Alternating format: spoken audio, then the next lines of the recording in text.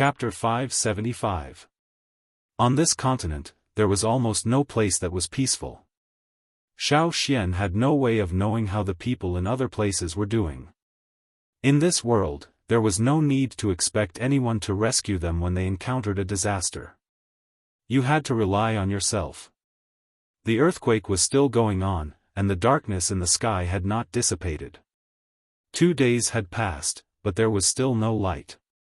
A thick layer of dust had accumulated on the ground. If you lay still on the ground on the first day, you would be buried by the falling dust on the second day. In the darkness, in the midst of the earthquake, large tents were set up in the tribe. Xiaofan had made these tents before he left the tribe. The tents were made of animal skin, which was much stronger than linen. The tents were set up with specially made metal poles, which were tied with the strongest rattan ropes. The poles were tied to large stones that were carried over. 2 or 3 warriors sat on the large stones. If the stones rolled to other places due to the earthquake, they would move them back to maintain the stability of each tent. In the tents, there were children and women without totemic power, old people who could not move freely, and wounded people who had been injured in the earthquake. Many people were injured in the earthquake, and their meridians were severely damaged. If it was in the past, their injured hands and feet would be crippled, or their lives would be in danger. However, with the veins of the sky, the situation was different.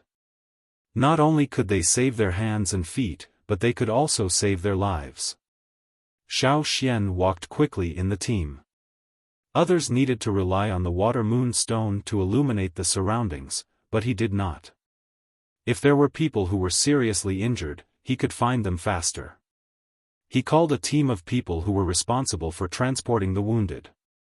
Xiaofan and the others carried the injured people to the tents.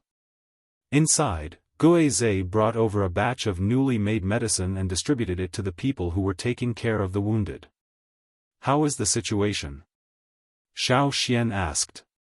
"It's okay for now. There are not many who are seriously injured." Guizhe handed a small pouch made of animal skin to Xiaofan. "There are some newly made medicines inside. Distribute them to the other warriors, they will feel better." Xiaofan opened the animal skin bag and took a look inside. The bag was filled with small pills, but the amount was smaller than usual.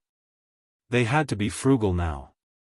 No one knew what would happen later, so they had to keep some medicinal herbs in reserve. If it wasn't for the fact that his injuries were critical, he would have been more frugal with his medicine. Xiaofan could understand this. In the past, when Xiaofan was studying herbs in the tribe's medicine house, he had tried to make pills. Later, when everyone saw that pills were more convenient, they gradually began to adapt to such pills. As for the pills that Guizhe made, in the past 2 days, because of the dust falling from the sky and the unpleasant smell in the air, many people in the team had developed some minor problems. The warriors were better off, as they had a stronger resistance, so the symptoms were not obvious. However, those who had not awakened their totemic power were unlucky. They could not breathe properly, and their lungs were damaged. Even if they were covered with linen cloth, it was useless. The pills that Guizhe gave them were for this situation. The warriors would not stay in the tent like those who did not have totemic power. They had to be outside to guard against all kinds of dangers, and they also had to look for the injured. Their bodies were more or less affected. Although they could not see it now, it did not mean that they would be safe in the future. Therefore, it was always good to take some medicine as a precaution. When Xiaofan went outside to distribute the pills, he bumped into Duo Kong, who was coughing. He was annoyed by the linen cloth, so he took off the linen cloth that covered most of his face. As a result, the dust that fell off was inhaled into his nose, and he choked until he almost collapsed. "It's time to take your medicine." Xiaofan handed him a pill. "Although it's uncomfortable to cover your face with linen, it's still better than you." Xiaofan did not need to say more. Duo Kong was already regretting it. He stuffed the pill that Xiaofan handed him into his mouth, and took a big gulp of water from the water bottle that was hanging on his waist. The refreshing feeling dispersed the pain in his throat from coughing, and his breathing became smoother. After he recovered, Duo Kong sat on the ground. He did not care about the layer of dust on the ground, and asked Xiaofan, "What should we do from now on?" Xiaofan knew that they were starting to panic. Not only Duo Kong, but the others, the chief, the shaman, the various leaders, and even the soldiers who did not say anything but looked worried and anxious, were all worried. After all, they had never encountered such a thing before.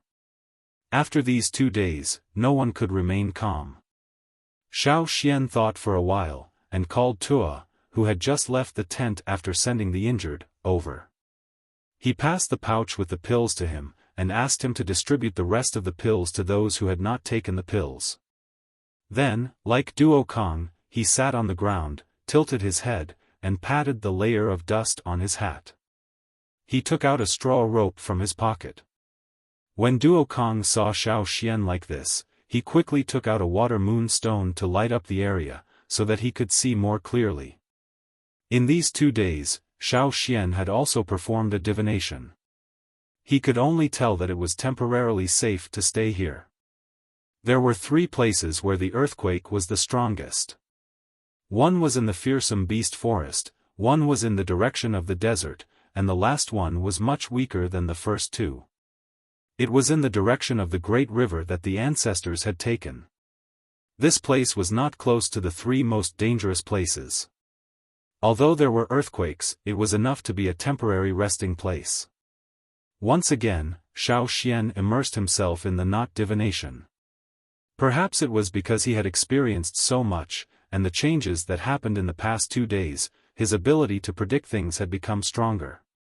With his current ability, the number of things that he could divine gradually increased. Therefore, Xiaofan was now performing 2 divinations a day. He hoped that he could divine more things. At such a time, the more he knew, the higher his chances of survival. During one of the 2 divinations a day, Xiaofan would divine the location of the path of survival, and the direction that the tribe should go.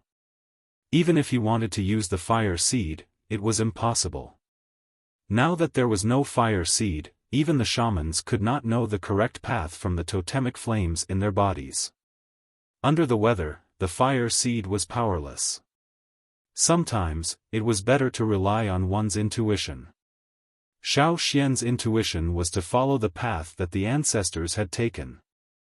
However, he was leading a tribe after all.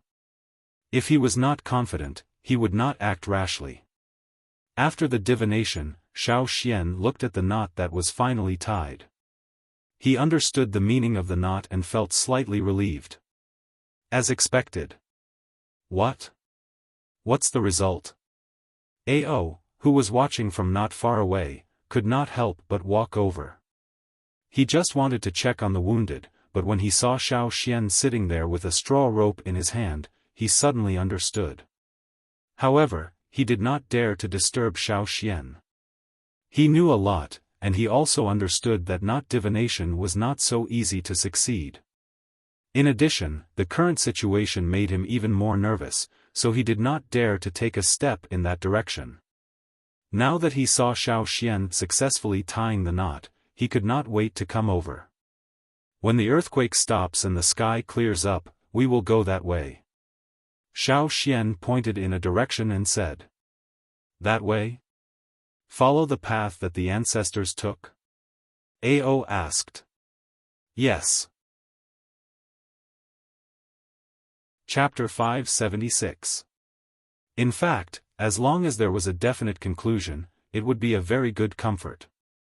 Xiaofan's conclusion was undoubtedly a reassurance to everyone. But what followed was a complicated feeling. After all, that direction was not the direction of the old haunt. After leaving the old haunt, they couldn't go back. Were they abandoning the old haunt? For years of cultivation and construction were all gone. In the end, they couldn't stay in Yanjiao's glorious old haunt. What a depressing fact.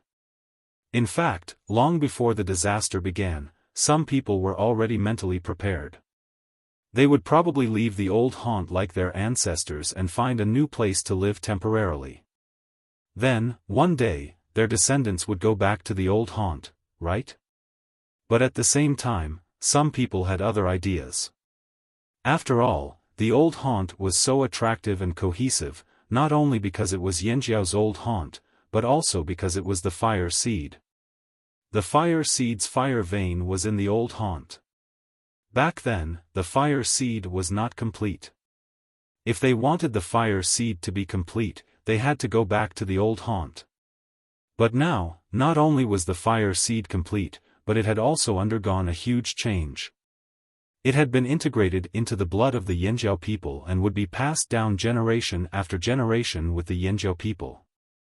Without the fire seed, the old haunt's meaning was still special, but it was no longer a place they had to stay.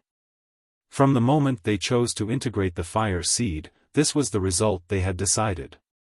The earthquake under the darkness was still going on, as if the earth was carrying out some kind of plan. Under the darkness, the insignificant people had no way of knowing the truth. Only when the darkness receded and the earth stabilized could they explore.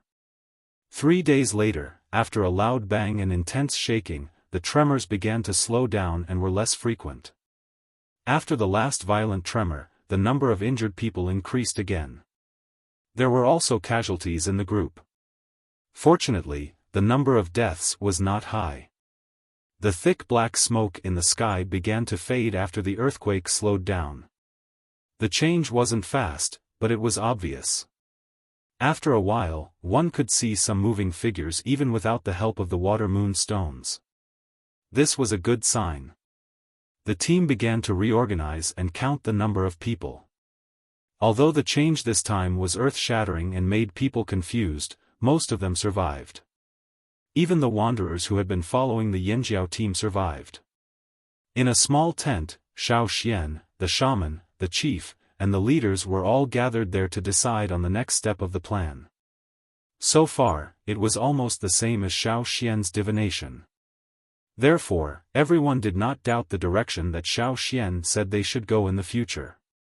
However, they were still thinking about the old place, especially Ao and the others.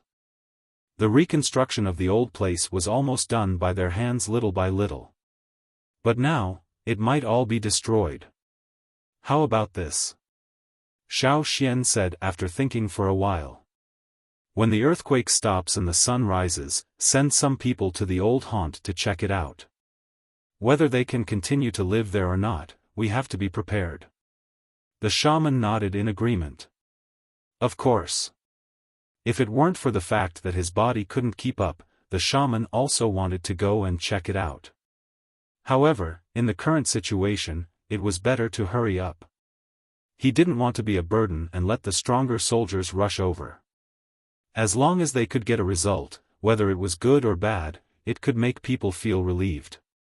A day later, although the sky was still gray, compared to the complete darkness of the previous few days, it was much more reassuring. At least now they could tell when it was day and when it was night. The earthquake had made people dizzy and confused. They had no sense of direction or concept of time. Now, everything was finally coming back. Everything was stabilizing. Xiaofan and the others had to take action first. They wanted to go to the old haunt. As the shaman said, they were always thinking about it. They would feel uneasy if they didn't take a look. They might feel even more uneasy if they took a look. Xiaofan thought to himself. The team couldn't all return here, so only about 20 people were chosen. In terms of feelings for the old haunt, naturally, those who first set foot here had deeper feelings. Therefore, when choosing people, they mainly chose people from Ao's side. Although Zheng Luo's people also wanted to take a look, they weren't that obsessed. Secondly, there were more Yanjiao people here. They needed to stay here and guard. The group of 20 people ran towards the old haunt. A thick layer of dust was lifted from the ground. Everywhere they went, they left behind a trail of dust. The dust in the sky hadn't dispersed completely. Yang Guang couldn't see clearly, but it was enough for him to see everything around him. If it wasn't for the blurry sun in the sky, they wouldn't be able to tell where they were. Everything had changed. The ground rose and fell. The low ground had become high cliffs. The few hills they passed on the way were still there, but others had disappeared. There were no living things on the ground. Perhaps there were bones buried under the thick dust. Perhaps there were lives that survived the disaster. Occasionally, some birds could be seen flying in the sky. It gave people a feeling of confusion. At this time, those who were hiding didn't have the courage to come out immediately. Xiaofan and the others returned to the old haunt. They didn't see anyone else. This is it. Xiaofan stopped and looked ahead. Here? You're saying this is Yanjiao's old haunt? How is that possible? Ao was so shocked that he almost jumped up. The shock in his eyes was obvious. His face was trembling as he tried his best to turn his head and look at everything in front of him. In front of them, it was the same as the other places they had passed. It was even more flat. Other than the color of the dust on the ground, it looked like a desert. But Xiaofan said this was the old haunt. Ao began to tremble all over. Xiaofan took 2 steps forward. Then he pulled out his sword and swept away the thick dust under his feet. Under the dust, there were many pieces of gravel that couldn't be seen clearly. Some of them were stained with brown blood. Perhaps they were left behind by the beasts that had fled from the forest. Or perhaps they were left behind by the wanderers who hadn't left. Xiaofan could see through the layer of dust and see a little of the scene below. In places where the ground bulged, there were piles of stones from collapsed buildings. There were also corpses of giant beasts that had already died. The giant beasts that had once been so arrogant in the forest couldn't escape this disaster. Under the power of heaven and earth, all living things were ants. Perhaps there were all kinds of creatures in the depths of the forest that had escaped this disaster. But right now, the Yanjiao people were only concerned about the ruins of the old haunt. Even if there were other places in the forest where people could continue to live, they were no longer the old haunt. In the hearts of the Yanjiao people, they were no longer the old haunt. The black dust under his feet had a pungent smell. Xiaofan picked up a stone and pulled it up. It was only half a meter long and incomplete. If it weren't for the patterns on it, Xiaofan wouldn't have recognized it. This was the stone pillar that he had personally engraved the patterns on. Now, the stone pillar had fallen, and the cracks were even more severe than the one that had been destroyed by Wan Shi. There were already many craters on this piece of wreckage, and the original patterns had been destroyed. One could only imagine the situation at that time. This was much more terrifying than what their ancestors had encountered. Although the old haunt had changed a lot after their ancestors left, many things had been preserved. The forest was still there. But now, as far as the eye could see, there was only one word to describe it: destruction. It was a complete and utter destruction. After 4 years, all traces of life were gone.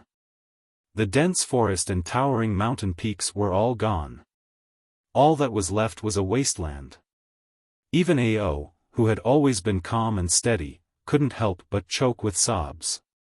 Some of the warriors cried. Pitter-patter. Pitter-patter. Drops of rain fell from the sky, and soon became rapid. The raindrops hit the wasteland, splashing up a lot of dust.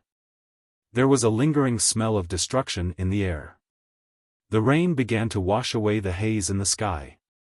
Some gray rain fell on Xiaofan's face, leaving mud-like marks.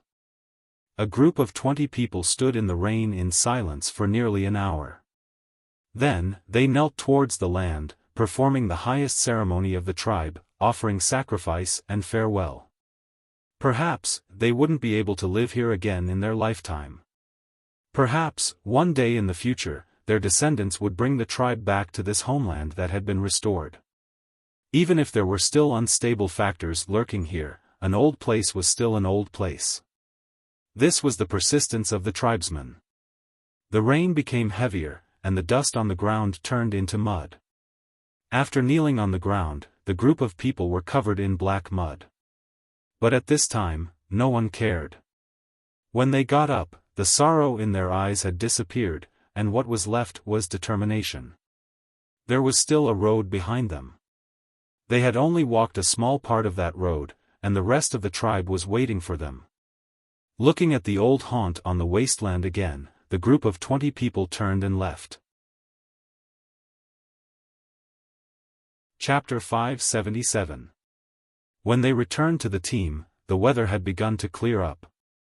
After the continuous darkness and turbidity, they saw the clear sky again, which made them feel much more relaxed. A rainbow appeared in the distance. However, at this time, no one wanted to take a look at those wonders at all. They were all worried about the future. During the time when Xiaofan and the others left for the old haunt, several groups of people were sent out to inquire about the situation in different directions. Knowing more information about other places would be beneficial for Yanjiao's later actions. When Xiaofan and the others returned from the old haunt, several groups that had gone out also came back one after another not long after them. According to them, there wasn't a single place that wasn't damaged. However, some tribes suffered heavy losses, and the terrain changed greatly. The ground cracked, and countless houses collapsed, and some even disappeared. However, some places didn't suffer as much damage. The most obvious ones were the places where the large tribes were located. Some small and medium-sized tribes were hit to varying degrees, but comparatively speaking, the big tribes, such as the Mang tribe, the Eight Limbs tribe, the Longboat tribe and so on, suffered some losses, but to the whole tribe, it was not too big of a blow, and didn't hurt their bones. Where they were, the earthquake was not too violent. In terms of degree, it was probably similar to where we were resting. The returning soldiers said. I heard that thousands of years ago, many tribes were not in their current positions. For example, the Mang tribe and the Eight Limbs tribe were not close to each other. They migrated later. Ao said. In the past 4 years, he had learned a lot of information from the people in the traveling group. It seems that they also migrated at that time. It's just that they did not migrate far away and occupied several relatively stable places. That's why they suffered less damage during the catastrophe. Xiaofan said. Every tribe settled down for a reason. They wouldn't settle down there for no reason. Just like how the flaming horns used to live in the fearsome beast forest, they hunted for prey. For a tribe that no longer hunted for a living, a relatively stable land with fertile soil and a water source was a very good place to settle down. No wonder those tribes didn't do anything. They were already prepared. The shaman sighed. It was because the ancestors of those few tribes had occupied several relatively stable and convenient places to develop during the earthquake that they were able to avoid the disaster of that year and this time. However, some small tribes that happened to be in the areas where the earthquake was intense were unlucky, and some of them were even exterminated. That's why a good place is so important. The two shamans sighed in unison. However, how could a good place be so easy to find? Back then, Yanjiao lived in the ferocious Beast Mountain Forest, which was far away from the few places where the earthquake was relatively weak. They didn't have time to fight for territory, so later on, the tribe had to travel far away to find a place to live. So where would Yanjiao go this time? In fact, as early as when Xiaofan pointed in that direction, Wu and Ao had thought that it might be the place where they used to live, but they immediately denied it. After all, there was still a river that they couldn't see on the other side of. At this time of the year, how could they get there? Or would they have to wait another year to get there? After the people who went out returned, the group set off again. This time, they went directly in the direction that Xiaofan had pointed out. The old land had been destroyed, and they couldn't go back to live in the short term. They had to find a new place to start over. Although the old land had been destroyed, the harvest of the past 4 years couldn't be erased. Pottery, metalware, textiles, farming, breeding, and so on had made great progress. After being isolated from the world, Yanjiao people were like dry sponges, crazily absorbing everything. In the past 4 years, too many changes had happened, especially the fire seed. Without the power of the fire seed, would the group disperse? This was a huge stone hanging in the hearts of the shaman and the chief. However, they had to take it one step at a time. First, they had to find a new place to live. Xiaofan looked at the new knot. He just wanted to confirm where the road was. How is it? The 2 chiefs next to him stared at Xiaofan nervously. Follow the original plan. Keep going in that direction. Xiaofan balled up the rope in his hand and squeezed it with his fingers, crushing the knotted rope into bits of grass. In fact, Xiaofan had thought about whether the knot divination was pointing to the place where they had lived in the past. After all, in terms of living conditions, it was indeed a very good place. It was very suitable for the Yanjiao people. Otherwise, the Yanjiao tribe wouldn't have been able to live there for nearly 1,000 years and still be living well. However, the river was the biggest obstacle. The long group continued to move in that direction. Many of the carriages and ox carts had been destroyed in the disaster, so they couldn't accommodate more people. Sometimes, they used animals to carry the injured. Along the way, they encountered many robbers. However, Yanjiao had many people and tight defenses, so they didn't let the robbers succeed. Most of the robbers were from small tribes. The disaster of their tribes was almost a devastating blow to them. They had no food and no manpower, so they could only crazily fight for the loot. Yanjiao's route was different from when they first went to the old haunt. After all, they spent more time on boats back then, but now, they were walking. Some of the big and small rivers that had dried up were now gradually rising. Although they didn't know what was going on, this trend was always good. The Yanjiao tribe moved again. The news of the destruction of Yanjiao's old haunt was spread by some long-distance trading teams. More and more people knew about it. Naturally, there were people who were doubtful. Along the way, they even met people from the Longboat tribe who came over and said that they could help, provided that Yanjiao gave them something in exchange. The Longboat tribe was after the green-faced fanged beasts. The 7 green-faced fanged beasts in Yanjiao's group were drugged when they left the tribe. When the earthquake happened, the 7 beasts were unconscious. Now, they seemed to be waking up. Fortunately, they were enslaved by Xiaofan, so their aggression was restrained. After the Longboat tribe brought back the green-faced fanged beasts they caught in the mountains, they tried to forge them. Unfortunately, they didn't succeed.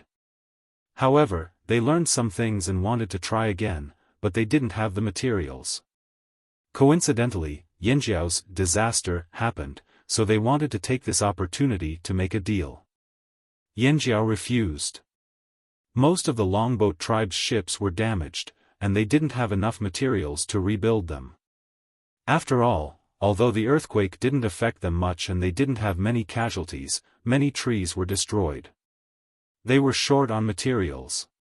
If they built a ship now, the quality would be lacking. Yanjiao didn't want to make this deal. They wouldn't tell the other tribes the secret of the new bronze wares. Even if they needed a ship, they could make it themselves. However, building a ship took time and a lot of materials. If they couldn't complete it, it was better to travel on foot. Besides, the water level in each river was rising. It wasn't as deep as it used to be. It might not be convenient to sail on it. Other than the Longboat tribe, the other tribes also had the same idea. However, they were all busy with their own affairs. They didn't lose much in the disaster, but they didn't lose much either. They had to reorganize, so they couldn't take care of Yanjiao for the time being. Days passed. When the Yanjiao team finally arrived at the drumming tribe was busy with reconstruction work. When they heard the whistle from the patrolling warriors, they thought it was an enemy invasion. They didn't expect it to be the Yanjiao people they hadn't seen in a few years. Chapter 578. The people of the drumming tribe had a deep impression of Yanjiao. They didn't have much contact with other tribes, but Yanjiao's appearance that year was too special. They even helped them, so they remembered clearly. However, the last time they saw the Yanjiao tribe, there weren't so many people. The people of the drumming tribe were happy to see Xiaofan again after 4 years, especially Fu Shi, who was familiar with Xiaofan. But when they saw the Yanjiao team, they couldn't help but be curious. "You're migrating again? They just moved here 4 years ago, and now they want to leave again?" This tribe migrated too frequently. Although it was because of the natural disaster, the frequency of migration was too high for the tribesmen. Fu Shi's words were unintentional, but it made the Yanjiao people's faces bitter. If they weren't forced to do so, who would be willing to give up 4 years of hard work to build their homeland and come all the way here again? The closer they got, the more familiar Ao, Gigu, Ta, and the others felt. A thought rose in their minds again. Could it be that they really had to go back to where they lived before? The more they thought about it, the faster their hearts beat. Compared to finding a new place, they obviously preferred their old forest. Even if there were some shortcomings, tribesmen were nostalgic, especially for land. One could imagine how they felt at this moment. So, before Fu Shi could say anything, Ao asked, "Is there any change in the river? Have the river beasts returned? Can the boat sail on it?" Ao's series of questions made Fu Shi's expression strange. The warriors of the drumming tribe beside him also had complicated expressions. Xiaofan saw this and asked, "What's wrong? What's changed in the river?" "Change? Of course." Fu Shi pointed in the direction of the river. "Did you notice that the sound of the river changed?" "The sound of the river?" Because they didn't often move around in the water, Yanjiao people were weaker than the drumming tribe in this aspect. "I didn't hear it," O said honestly. Fu Shi didn't look down on him. His eyes showed a complicated expression. "The sound of the river is gone. In other words, the river is no longer there." At this point, Fu Shi also sighed. Back then, when they left the riverbank to seek refuge, they were almost thrown out by the earthquake. They tied themselves and their families to tree trunks or higher terrain. There were many mountains here, and few flat lands. Even if they wanted to hide, they would hide from one mountain to another. No one wanted to leave this place and go further away. Because the fire seed was here, no one was willing to go further away. Later, everything stopped. When he tried to go to the riverbank, he found that their former village had been destroyed. All the houses had collapsed. If they hadn't escaped in time and stayed far away from the riverbank like the crocodiles, perhaps many of them would have been buried in the disaster not long ago. What shocked them even more was what happened on the other side of the river. At that time, Fu Shi and the other warriors of the drumming tribe stood by the river bank and looked forward. Everywhere they looked, the scenery had changed. The Yanjiao people were prepared to wait another year, but when they heard Fu Shi's words, they were all shocked. Even Xiaofan wondered if they should wait for another year until the rainy season ended and boats could travel on the river. Along the way, they had discussed how to build a boat, but now, Fu Shi said that the river had disappeared. This shocked the Yanjiao people so much that they doubted their own ears. How could such a huge river disappear just like that? Moreover, according to what the drumming tribe said, all the changes were only completed in those 5 days, under the condition of day and night. "I'll take you to see it," Fu Shi sighed and walked over. Letting the people in the team stay here, Xiaofan and the 2 chiefs went to the riverbank together. There were crocodiles of all sizes moving around. A brown-eyed crocodile quickly crawled over to Xiaofan. It was the little crocodile from before. After a few years, it had grown a lot. At first sight, it didn't recognize Xiaofan, but after Fu Shi's reminder, Xiaofan recognized it. But now Xiaofan was thinking about the river. He patted the brown-eyed crocodile's head and quickly followed Fu Shi. The drumming tribe's original residence had been destroyed. If it wasn't destroyed in the earthquake, then it was buried by the mudslide brought by the rain. In short, it was uninhabitable and had to be rebuilt. Fortunately, most of the people were still there, and the fire seed was still there. This was already the best result. It's there. See for yourselves. Fu Shi pointed ahead. In front of them was a small hill, but there was no way to see the other side. Walking up the hill, there were no other obstacles in front of them. Xiaofan could see clearly what was on the other side. It's really. Ao's voice trembled. Gigu, Ta, and the others were all in disbelief. Who wouldn't be shocked to see such a big river suddenly become a small river and still be able to see the scenery on the other side? It's really there. Ta was too excited and stuttered. The others couldn't understand, but the Yanjiao people knew. The other side was where they used to live. The mountain seemed to have become taller, and there were many uneven places at the foot of the mountain. Rocks with edges protruded from the ground, like ferocious beasts baring their fangs and brandishing their claws. Further up, they could see the traces of their lives, even if the houses had collapsed. Their heavy breathing, red faces, and the excitement of the Yanjiao people puzzled Fu Shi. That's where we used to live. Ao took a deep breath. The pain and sorrow of the destruction of the old homeland faded when he saw the situation on the other side. They had lived in the old homeland for 4 years, but on the other side, they had lived for decades. How could they not have feelings?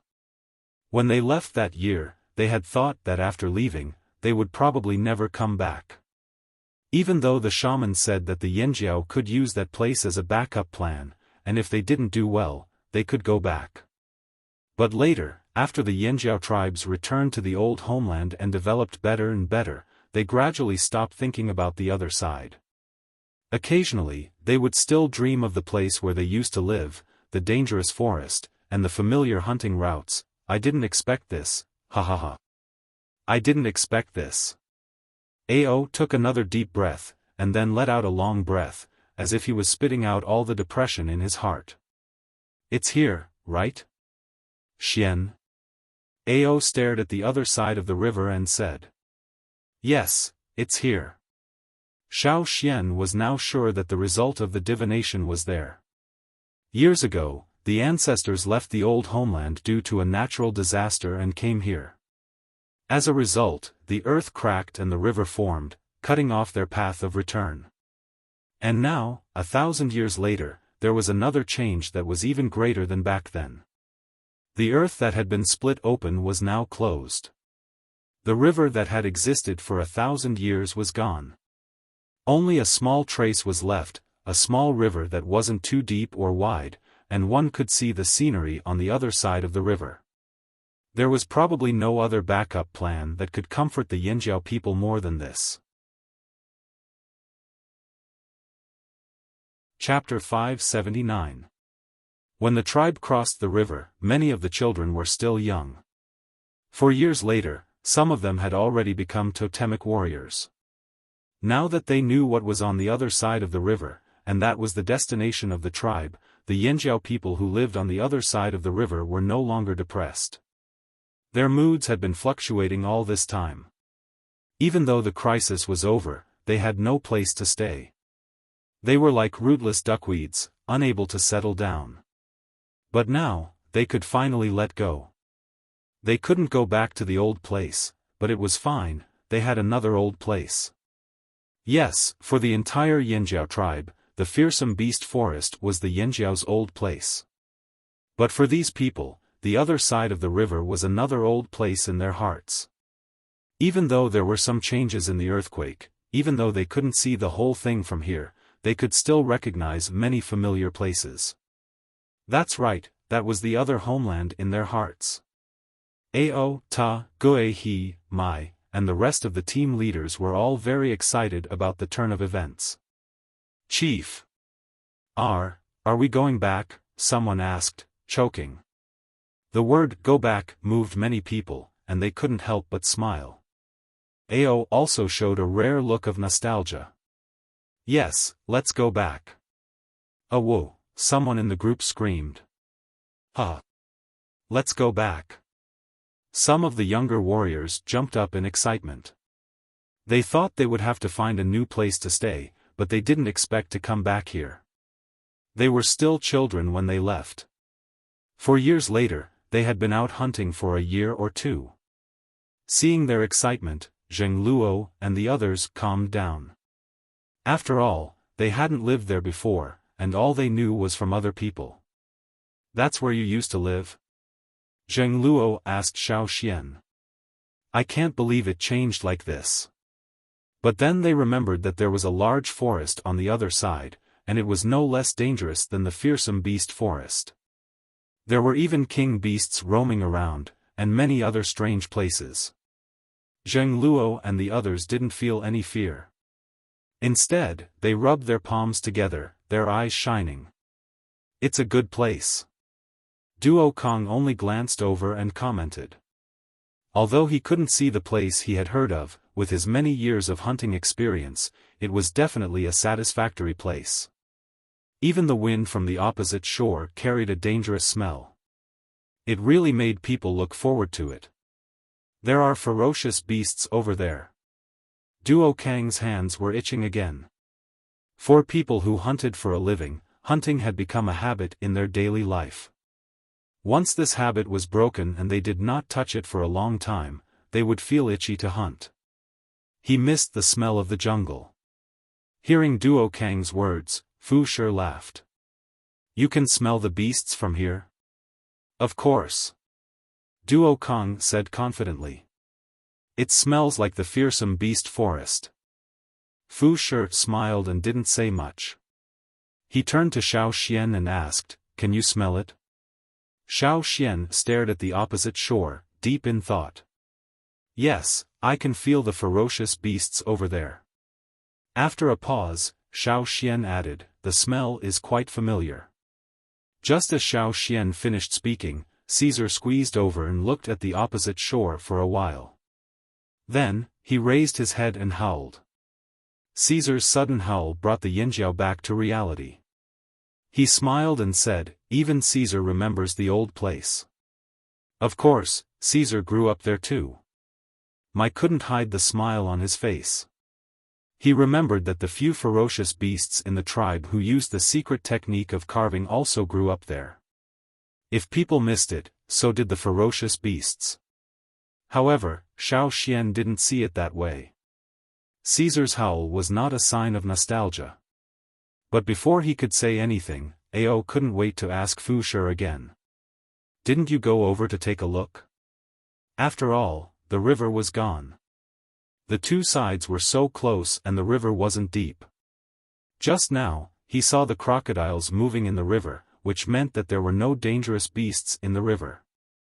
Otherwise, the crocodiles wouldn't have been so comfortable. Speaking of this, Fu Shi smiled helplessly, why didn't we go over? In fact, when we saw such a huge change in the river, we thought about going over to take a look. After all, we could see some traces of life on the mountain over there. At that time, our chief thought that since there was a tribe on the other side and we were so close, we should at least say hello and see if there was anyone on the other side who needed help. There were indeed traces of life on the other side. There were houses, pillars that acted as sundials, and other unnatural things at a glance. But at that time, the disaster had just passed and the earthquake had slowed down. Many tribes were seriously affected by the disaster. The people on the other side didn't appear, so they thought about going over to take a look. So, at that time, the drumming tribe sent a group of people over on the crocodiles. They didn't know if there were any dangerous creatures in the river. What the crocodiles weren't afraid of didn't mean they weren't afraid of. Riding on the crocodiles was the safest way. But then, as soon as we came ashore and shouted a few words, we were chased back. Fu Shi sighed. Chased back? Ao's voice suddenly rose. His eyebrows were almost raised, and his whole body released a clear murderous aura. Someone's there? The other chief's first thought was similar to Ao's. Could it be that someone took advantage of the huge change in the river and went over first? Did they want to steal Yanjiao's territory? If it was somewhere else, it would be fine. But that place was another old haunt in the hearts of half of the Yanjiao people. How could they allow others to covet it? No matter who it was, if they couldn't chase them away, then they would beat them up. If they couldn't beat them away, then they would kill them. This was no longer an ordinary fight for territory. This was Yanjiao's reverse scale. Anyone who touched it would die. Seeing the sudden surge of murderous aura in the Yanjiao team, Fu Shi hurriedly explained, "No, we didn't see anyone over there. We were chased here by fearsome beasts." Fearsome beasts? Without the protection of the fire seed, it made sense that the fearsome beasts would go over there. The murderous aura in the Yanjiao team was slightly restrained, but they couldn't. Not even the fearsome beasts. Kill them all the same. What does that fearsome beast look like? Ao asked in a bad tone. The Yanjiao people touched the hilts of their swords, thinking about how to kill it. Fu Shi said, "We only saw one. It was a very big eagle, very fierce. It came out to patrol every day." Eagle? Ao was silent for a moment. Flying beasts were indeed not easy to hunt. "Look, it's coming again." A drumming tribe warrior next to Fu Shi pointed to the sky and shouted. "Hey, why is it flying over here?" Fu Shi exclaimed. "Wasn't that eagle only guarding the other side of the river? Why is it suddenly flying over? And it's so fast." Seeing this, the drumming tribe and Yanjiao people all picked up their swords, axes, and bows. "Wait, everyone, don't attack. It's an old friend." Xiaofan hurriedly stopped them. "Old friend?" Ao didn't react at first, but then he thought of something. His eyes suddenly widened as he looked up at the sky. Caesar looked up at the sky and howled excitedly again. However, as the figure in the sky flew closer and closer, Caesar's howl changed midway, as if he was forcibly making a bend. There was a hint of doubt in his voice. "Huh. It looked a lot bigger." Chapter 580. The figure in the sky was fast. It was just a small black dot a moment ago, but in the blink of an eye, it was already crossing the river. As the eagle flew closer and closer, the Yanjiao people's expressions became more and more strange, as if they didn't believe it. They glanced at Xiaofan and saw Xiaofan smiling at the sky. He didn't seem like he was going to change his mind. They looked at Ao again, as if asking, "Chief, are we really not going to do anything?" Ao wasn't sure either. He thought Xiaofan was talking about the giant mountain eagle called Cha-Cha, but now he realized that wasn't right. Cha-Cha wasn't that big. Moreover, if it was a Cha-Cha, why didn't the drumming tribe recognize it? However, despite his doubts, Ao didn't let them do anything. He just nodded at Xiaofan with his chin, indicating that they should wait for Xiaofan's decision. "Caw!" A loud eagle cry rang out in the sky. It was so loud that many people covered their ears. Caesar opened his mouth. He wanted to scream, but he wasn't sure. The huge figure quickly rushed towards them. When it landed, the wind caused by the flapping of its wings was so strong that it almost blew them away. If it weren't for the fact that the people standing here were all quite strong, they might not have been able to stand still. Ao raised his hand to block in front of his face. The wind was so strong that he almost closed his eyes. Boom! The giant eagle landed on the ground. Some of the stones on the ground were crushed, while others were sent flying. Stone chips and dirt flew up, hitting people's arms painfully.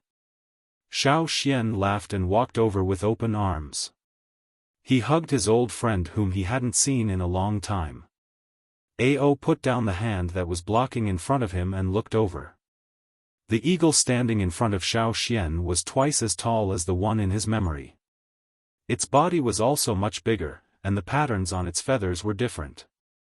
If it wasn't for the fact that the eagle bowed its head and seemed very familiar with Xiaofan, he would have doubted his own judgment. Long time no see, Cha-Cha. Xiaofan patted its lowered head. He wasn't sure if it was because Cha-Cha had been to Eagle Mountain, but its body had changed a lot. There were even some sharp patterns on its feathers that resembled the outline of a mountain. In the past, when they came to the drumming tribe, Cha-Cha rarely stayed on the ground and had little contact with the people of the drumming tribe. Now that his size had changed so much and his fur pattern had changed, it was no wonder that no one in the drumming tribe could recognize him. Not only the drumming tribe, even the flaming horn tribe couldn't recognize him. Cha-Cha's excitement, if it wasn't for Xiaofan's eyes. Seeing Caesar next to him, Cha-Cha raised his claws and walked over.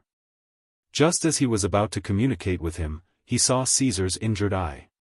Cha-Cha's, SSSSSS. How's. Cough. Xian, this is Cha-Cha. Ao walked over and asked. Yes, that's it. Xiaofan knew what Ao and the others were confused about, so he explained, it must have changed a lot because it went to Eagle Mountain again. Ao nodded in understanding. Sure enough, giant mountain eagles had their own secrets. When they were still on the other side of the river, Cha-Cha had also been to Eagle Mountain once. After that, he didn't know how he got there. He thought that Cha-Cha didn't go back with the Hui tribe because something happened. He didn't expect to see Cha-Cha here. Thinking of what Wuxia said just now, Ao also smiled and praised, this guy even knows to help our tribe look after our home. Ha! Xiaofan laughed. From what he knew about Cha-Cha, Cha-Cha's wasn't because of the tribe. If this happened to Yanjiao's old haunt, it wouldn't have done anything and would have pretended not to see anything. To it, the place on the other side of the river was more intimate. The Yanjiao's old haunt was its, not its. To it, this was its old haunt. It grew up here, so its feelings for this place were deeper. It had completely incorporated this place into its territory.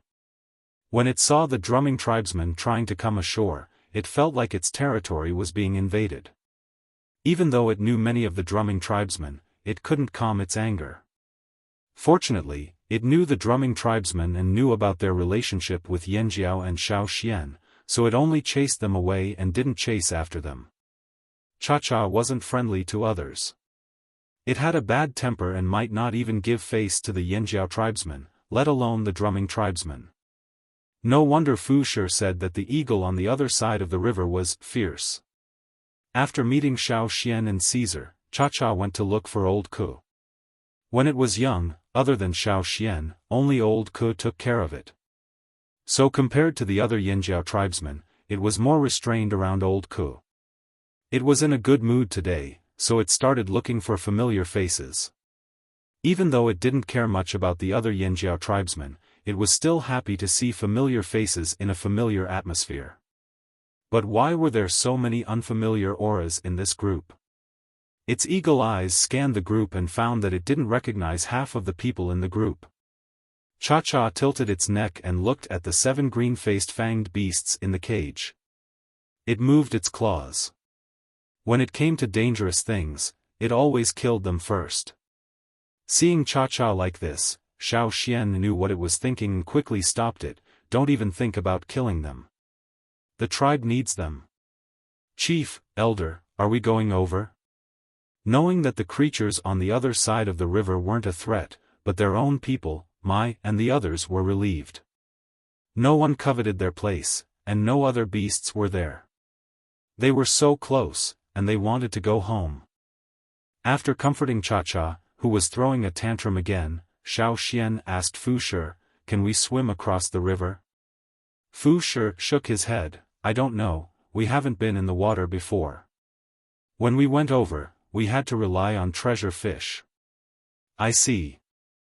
Xiaofan thought for a moment, then we'll fly them over in batches. Now that Cha-Cha was back, and his body had grown so much bigger, he could send more people at once. We can also ask the treasure fish to help you. Knowing that the other side was actually Yanjiao's territory, Fu Shi was relieved. He was very satisfied to be neighbors with Yanjiao. So, while asking the crocodiles of the drumming tribe to help, Xiaofan also modified the carriage with rattan ropes for Cha-Cha to lift. There were people standing in the carriage, so it could be lifted over directly. There weren't many people to be transported at once, but they weren't in a hurry. They would first send some people over and then build a boat. There was obviously more wood on the other side of the river than here, and the damage wasn't serious. They could quickly make a simple raft. This made Xiaofan very happy. It seemed like they could float wood in this river. Chapter 581. Xiaofan was brought across the river by Cha-Cha. Although many houses on the mountain had collapsed, the cave that Xiaofan lived in when he first came to this world was still there. From the outside, it still looked the same as before. When Xiaofan went in, there were some bird droppings and traces of wild beasts. They probably came in after the tribe left, but when the world changed, they were scared away. Later, with Cha-Cha here, they didn't dare to come back. Without looking much, Xiaofan and the other warriors who crossed the river first went to cut down trees nearby. Many of the trees on the surrounding mountains had fallen, but many more were still standing. Now they didn't have time to go further into the forest to cut down the thick ancient trees, so they could only use the trees on the nearby hills to deal with the emergency. It didn't take much time to make rafts, so Xiaofan and the others quickly made some rafts. Xiaofan calculated the width of the river. Although the river was still slowly rising, the distance between the two sides was only about 200 meters. At first, it sounded very far, but in reality, it wasn't. More than 20 long rafts were tied together to form a floating bridge on the water. They couldn't carry heavy objects, but they could definitely walk. They let the people waiting on the other side of the river line up and crossed the river on the pontoon bridge. As for the few fearsome beasts, except for the alligator snapping turtle, the others were brought across by Cha-Cha in batches. Now that Cha-Cha was much bigger than them, he could hold them. The 7 green-faced fanged beasts were brought across the river in cages. They were very repulsed by Cha-Cha, and there was hostility between fearsome beasts. Fortunately, Xiaofan, the one who enslaved them, suppressed them. Otherwise, they would have rushed out of the cages as soon as they were brought across the river. Simple wooden cages were simply unable to contain these 7 ferocious beasts.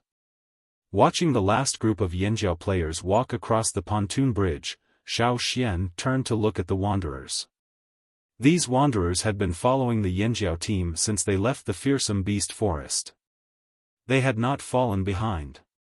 They had placed all their bets on the Yanjiao team. If they won, they would live. If they lost, they would die. Along the way, they had hesitated and felt lost.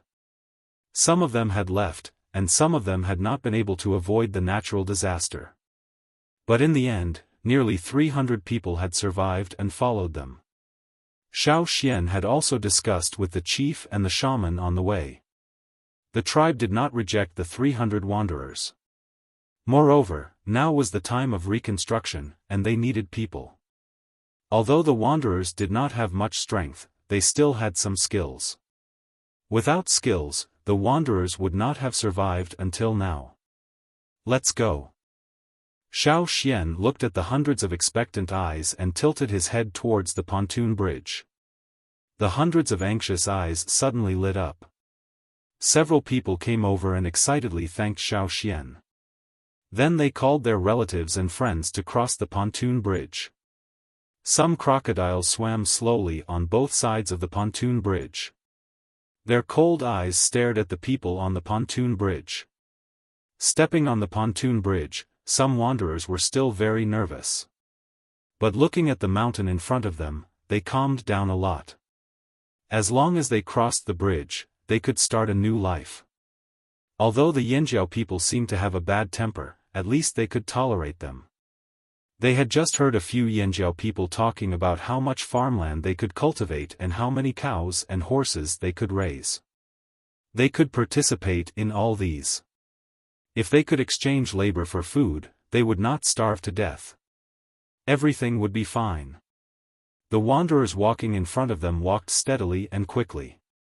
After the last wanderer had passed, Xiaofan thanked Fu Shi and the others. "Thank you so much for today. When you have time, come and play on the other side." Fu Shi laughed out loud.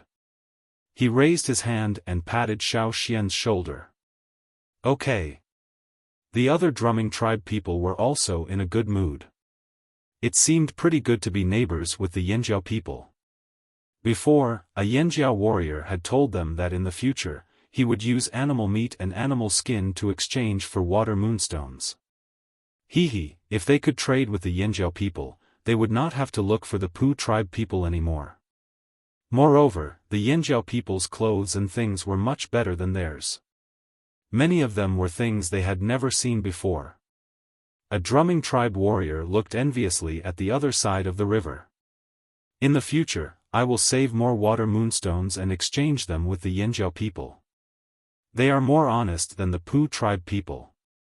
The others nodded in agreement. In fact, they had always known that the Pu tribe people were more treacherous, but they did not want to leave this place. They also had a lot of water moonstones in their hands. They did not want to be too troublesome, so they turned a blind eye. But now, they changed their target. If there was a way, who would not want to live a better life? "What about this pontoon bridge?" Fu Shi asked Xiaofan. "Let's leave it here for now," Xiaofan said. "Okay, I'll tie it up again." Fu Shi went over and hammered down the already loose wooden stake, and tied it to the pontoon bridge again. After Xiaofan said goodbye, he crossed the pontoon bridge. It was already late, and there was no time to build a new house. They could only make do for now. Fortunately, the weather was good these 2 days, and it was not cold at night. After experiencing this difficult journey, staying here for one night was actually very easy for many people. They were too lazy to move if there was a cave. Some children had already wrapped themselves in animal skins and slept directly on the ground. They had an impression of this place. It was like returning to the cradle, and they slept very deeply. The shaman called Xiaofan over to discuss the settlement of the wanderers. In the end, they decided to give them a nearby hill to live in. There were no plants on the hill, but there were many holes, like small houses. The warriors who went there to train in the past dug out stones. In the past, when the warriors were tired from training, they would rest there. Just right, now the wanderers lived there. Now the wanderers were exhausted and did not have the strength to build houses. The Yanjiao people were not much better. The warriors still had to assign tasks to clean up dangerous beasts. Everything could only depend on themselves. Having a cave to live in was already very good. After walking around, Xiaofan went back to rest. The house he and old Ku used to live in had already collapsed. Caesar was lying there. Old Ku was wrapped in animal skins and directly leaned on Caesar to sleep. Cha-Cha had flown away. Xiaofan spread out a piece of animal skin and closed his eyes. It was rare for him to have a good night's sleep. The next day, after Xiaofan woke up, he did not have time to eat breakfast. He ran to the river bank to look at the pontoon bridge above. The pontoon bridge sank a little. Xiaofan went over and turned over the rafts near the shore. He saw some strange insects with long tentacles attached to them. The pontoon bridge sank because of them. They were dying, and their bodies were not as flexible as before. They could not stretch as freely as before. When the river disappeared, the living environment in the water might have changed. It was no longer conducive to their survival. Those that could leave had already left with the receding water. Those that could not leave could only wait for death. Perhaps, in the near future, there would be no insects that could eat wood in this river. Many river beasts that Xiaofan and the others had seen in the river had also disappeared. Perhaps they had left with the river beasts. Perhaps they continued to live in a remote mountain forest in the upper reaches of the river. However, that was not what Xiaofan needed to worry about. The changes that were unfavorable to the river beasts were good news for people. The Yinjiao team returned to this place again and started a new life. What was different from before was that they were no longer isolated from the world. When they wanted to go on a trade trip, if they wanted to use the animal skins they hunted to exchange for more things, if they wanted to communicate with more people, all they had to do was to walk across the pontoon bridge. Chapter 582.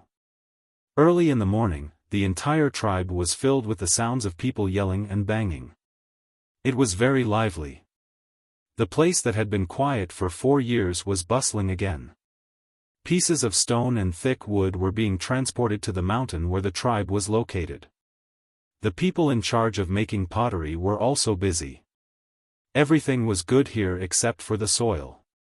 It was not suitable for pottery. However, those who had experience in pottery were able to distinguish where the soil was most suitable for pottery. After being escorted out by the patrolling guards, they found 3 spots. If one didn't have good eyesight, they wouldn't be able to distinguish the difference in soil quality. At least, they hadn't found it when they were here before. They didn't know if it was because of the earthquake not long ago. Although the 3 spots were a little far from the mountain where the tribe was located, the Yinjiao people had plenty of strength. Moving things was a piece of cake. After the soil was transported back, some people, led by Xing, found that the soil was more suitable for making bricks. The bricks they made were very good for building houses. Back then, Xing treated a simple pottery left behind by his ancestors as a treasure. Even now, that pottery was still kept by him. After he went to the old haunt, he came into contact with pottery and mastered the technique of making pottery. He had been addicted to it. Now, he was in charge of all pottery matters in the tribe. After the fire seed merged, Xing and some of the elders in the tribe were much healthier. It was as if they were younger by half. Xiaofan could still hear Xing's proud laughter when he was building the house. Xing said that he would start making bricks and pottery immediately. However, they couldn't wait forever. There were so many people in the tribe. Who knew when they would have bricks? Therefore, most of the houses were made of wood and stone. It wouldn't be too late to change them after the bricks and tiles were made. The people in charge of farming had already started looking for suitable land. When the Yinjiao people left, they had dug a man-made lake. Now, the lake was still there, but the path connecting it to the river was broken.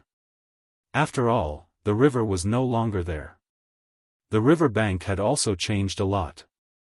There was a long bulge along the bank, like a giant python lying on the bank.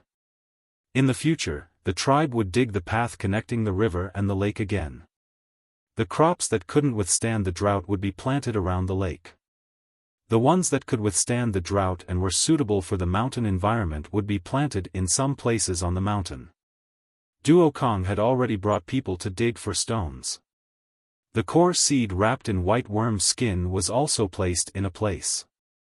Now, they had to choose a stone to throw over. The nearby area had already been cleaned up by the warriors. They cleaned up all the threatening beasts and plants. Those that could be eaten were dragged back to cook, and those that could not be eaten were burned. The outer walls that had been destroyed needed to be rebuilt. Ta and Gigu, the 2 team leaders, took those who were itching to hunt. The tribe did not have enough food now. Rebuilding the tribe was physical work, which consumed a lot of energy. They needed to hunt to survive. Zheng Luo and the rest were not familiar with this place, so they followed in batches to learn the way. There were 5 hunting routes and 1 new exploration route, so they had to memorize them all. Xiao Xian's family had a giant antler deer brought back by Cha-Cha for breakfast today. Caesar had gone into the forest with the other ferocious beasts of the tribe to hunt for prey, and had not returned yet. They followed the hunting team, so Xiao Xian was not worried. After building the house, before Xiao Xian could rest, he saw Lang Jie dragging a net bag over. "I just caught them in the river. Take a look." Lang Jie untied the net bag and shook out the fish inside. When Xiao Xian came back from the shore in the morning, he saw Lang Jie casting the net. Xiao Xian asked Lang Jie to inform him when he caught any fish. Xiao Xian wanted to know what fish were still in the river. "There aren't many fish. There are drumming crocodiles in the river. I didn't dare to go to the center of the river, so I caught them from the shore," Lang Jie explained. Before the river disappeared, if they cast the net directly, it would be easily broken by the river beasts, so they made fish fences. Every time they caught a variety of strange creatures, but now that the river was gone, they could cast the net again, but the fish they caught were very monotonous. He cast the net and caught some fish, but he didn't catch anything else. He only saw 2 or 3 piranhas with sharp teeth. Their mental state was good, but unfortunately, the drumming tribe's crocodiles were all around. The piranhas couldn't be arrogant here at all. They would only become the crocodile's food. In the morning, Xiao Xian saw a crocodile bite several piranhas. "I think the river won't be so dangerous in the future," Lang Jie said. The drumming tribe was here, so the crocodiles would not leave. The river had risen a lot compared to yesterday. In the morning, the tribesmen added a few rafts to the pontoon bridge, and the position of the rafts tied to the shore had also risen. However, now the river was rising slower and slower, and it was almost flat.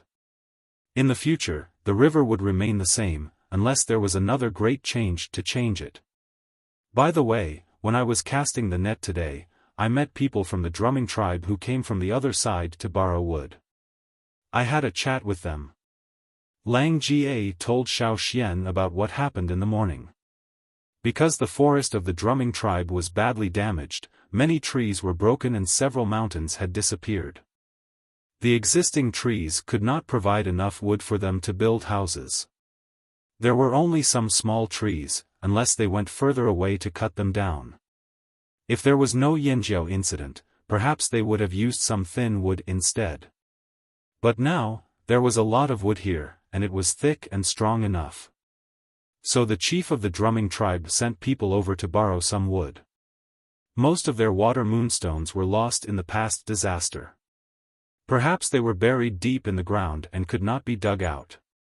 The small amount they had was traded for food by the traveling team. Now, if they wanted more wood, they could only borrow it. Ao and Zheng Luo both knew about this. It was just wood, so they did not care.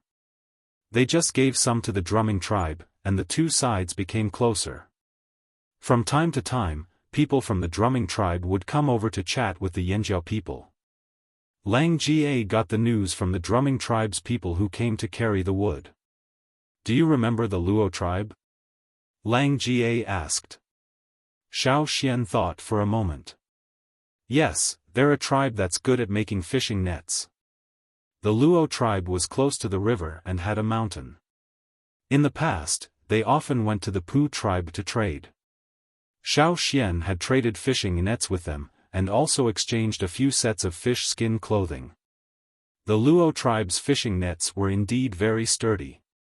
The fishing nets they made could last longer in the river, and would not be broken by the river beasts that were good at gnawing on vines and wood. "What happened to the Luo tribe?" Xiao Xian asked. "The Luo tribe is gone." Lang Ga's face was full of sympathy. "I don't know if anyone escaped, but most of the people, along with their fire seed, are gone." The Luo tribe did not have the drumming tribe's crocodiles to warn them. They were also close to the river, so when the disaster happened, they could not escape in time and disappeared along with the entire river bank. The drumming tribe's people also felt sad when they talked about it. After all, a tribe they once knew had disappeared in the great change of the world. It's not just the Luo tribe. I heard from the drumming tribe's traveling team that a few small tribes near the river are also gone. Lang Jie sighed. Someone called him from afar. He answered, then Lang Jie put away the fishing net and left. Lang Jie ran back not long after he left. Xian, the people on the shore said someone is looking for you. Who is looking for me? Xiao Xian thought it was someone from the drumming tribe. He got up and walked over. I heard that person is called Yang Sui. Lang Jie shouted. Chapter 583. Yang Sui? The shaman of the Rain tribe? Why did he come here at this time? Xiao Xian was puzzled. He put down his work and went to the riverbank with Lang Ga. Did he come here alone? Xiao Xian asked. No, there were a few others. I didn't see the exact number, but they seemed to be in a hurry, Lang Jie said. In a hurry? Was it for the tribe or for other reasons? When Xiao Xian came to the riverbank, Yang Sui and the others had just been led ashore. Because of the disaster, the mountain had been raised a lot. The part near the riverbank was very steep. The warriors of the tribe had been repairing that part for the past 2 days, so there were no intact roads or stairs for them to climb up. Yang Sui and the others were covered with mud and stone marks. They looked very embarrassed and tired. It made sense. The distance from the Rain tribe to here was quite far. Just looking at this group of people, they were already exhausted. If it weren't for the Flaming Horn warriors who helped them up, perhaps half of them wouldn't have been able to climb up. Seeing Xiao Xian, Yang Sui forced a smile and then sat down on the ground. It was rare for him to be in such a state. Let me take a break first. Yang Sui wanted to lie down on the ground. He was only a shaman. Compared to the other warriors of the Rain tribe, he was much weaker.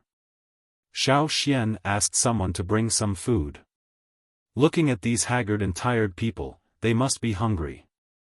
They wouldn't be short of water. Manjiu, bring some food. How did you find this place? Xiao Xian asked. I was going to the fearsome beast mountain forest. I heard that Yanjiao was migrating again, so I asked around and followed you all the way here. Yang Sui turned his head to look at the busy Flaming Horn tribe. They didn't look dispirited at all. He thought the Flaming Horn tribe would be in a bad mood after being forced to move because of the disaster. He didn't expect it to be completely different from what he expected. Yang Sui didn't explain the specific purpose of his visit. Xiao Xian didn't continue to ask. This wasn't a good place to chat. Yang Sui must have something else to say. The 20 people of the Rain tribe all looked confused and nervous.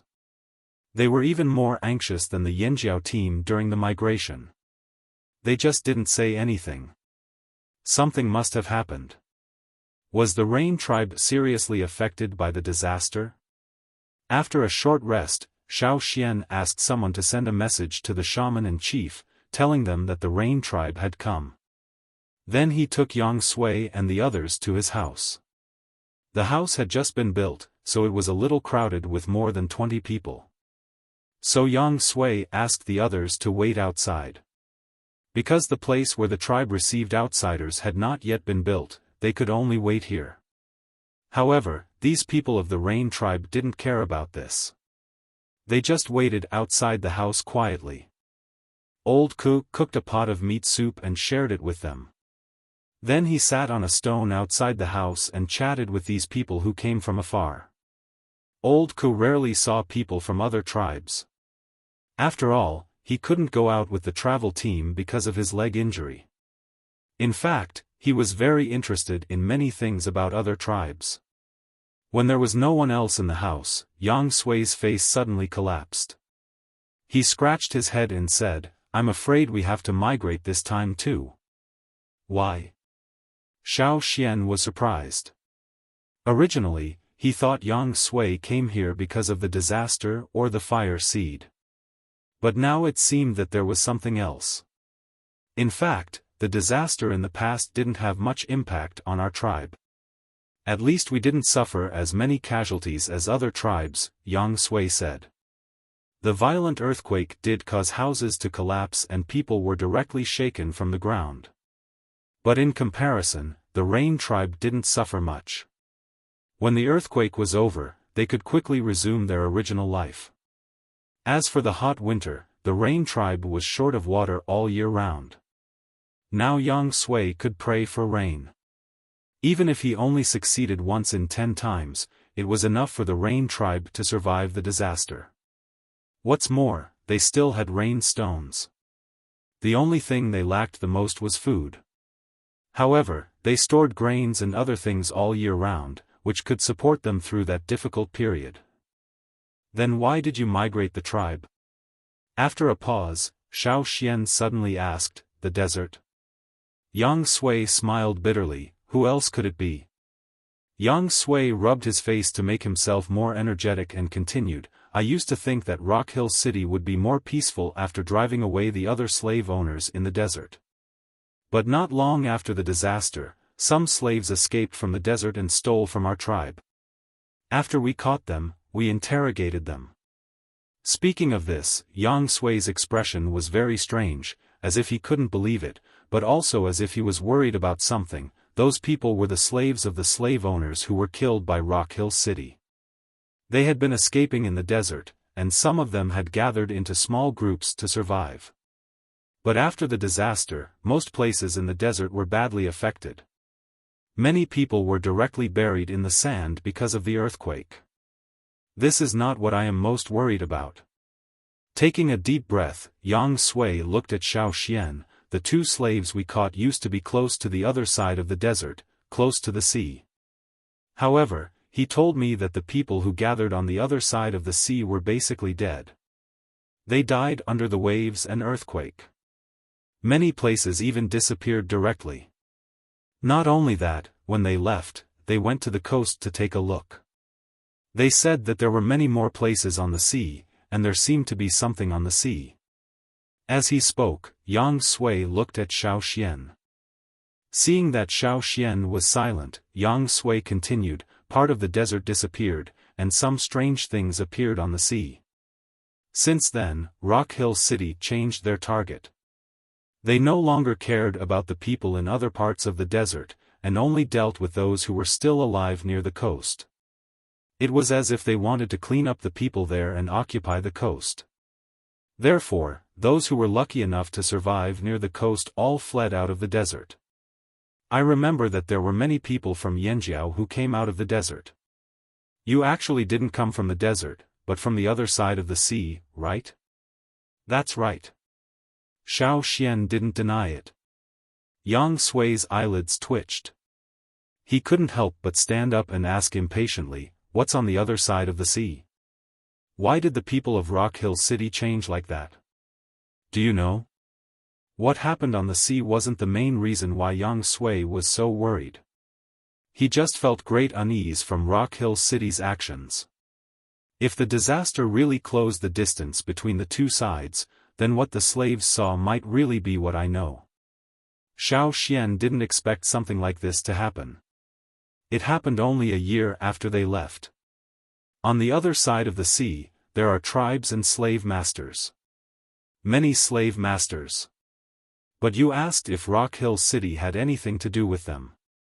From what I know, the Shi family has a grudge with them. I knew it. Yang Sui scratched his head with his fingers. The Rain tribe was close to the desert, so they knew more about slave owners. For thousands of years, there were several large boxes of records about slave owners. There was once an ancestor of the Rain tribe 1,000 years ago who mentioned that slave owners in the desert came from the other side of the sea. He always knew that there were people at the end of the desert, on the other side of the sea. It was just that they were far away. In the past 1,000 years, he didn't hear of anyone coming from that side. Even when the desert changed and Rock Hill City became the ruler of the desert, they didn't think about that direction. It wasn't until Xiaofan and the other Yanjiao people came out of the desert that Yang Sui was triggered. After that, Yang Sui flipped through many of his ancestors' records. The more he read, the more frightened he became. Then he thought about what Xiaofan told him about the fire seed. Yang Sui couldn't stop worrying. Now, the desert changed again. Rock Hill City's actions made Yang Sui even more worried. He always felt that it wasn't safe to continue staying there. He even dreamed that the fire seed was extinguished. After a year, he lost weight. After the disaster, Yang Sui finally decided to bring some people to Xiaofan to ask about the fire seed. At the same time, he also wanted to find out about the other side of the sea. He didn't just mention it casually. He really did have an idea. The slave masters in Rock Hill City were too dangerous. The Rain tribe couldn't fight against them. In the past, there were many slave masters and many forces in the desert. They could still fight among themselves. Now, the desert was Rock Hill City's territory. What if they wanted to expand in the future? Now, he heard from Xiaofan that Rock Hill City had a grudge against the people on the other side of the sea. If they fought, would Rock Hill City target the tribes near the desert when they lacked slaves? As long as the fire seed was extinguished, there would be more people for them to enslave. Then the Rain tribe would be in even more danger. Yang Sui didn't care about the other tribes near the desert. He only cared about the future of the Rain tribe. So, what's your decision now? Xiaofan looked at Yang Sui's changing face and asked. Yang Sui gritted his teeth, move. We must move. Chapter 584. However, when it came to migration, Yang Sui hesitated.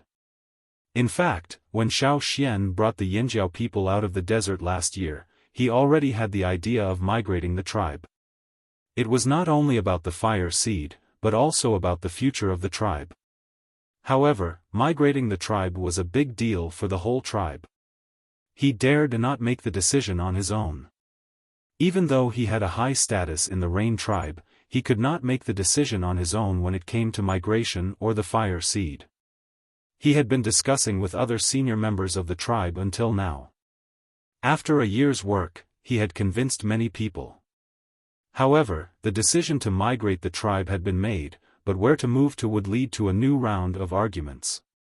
Some people suggested moving to the central part of the continent, where there was plenty of water, good weather, and fertile soil. It was a good place to plant crops and people in the tribe could live a good life there. However, as soon as this suggestion was put forward, it was opposed by more people. He was well aware of the fighting capacity of the Rain tribe. All the traveling teams knew how competitive the central region was.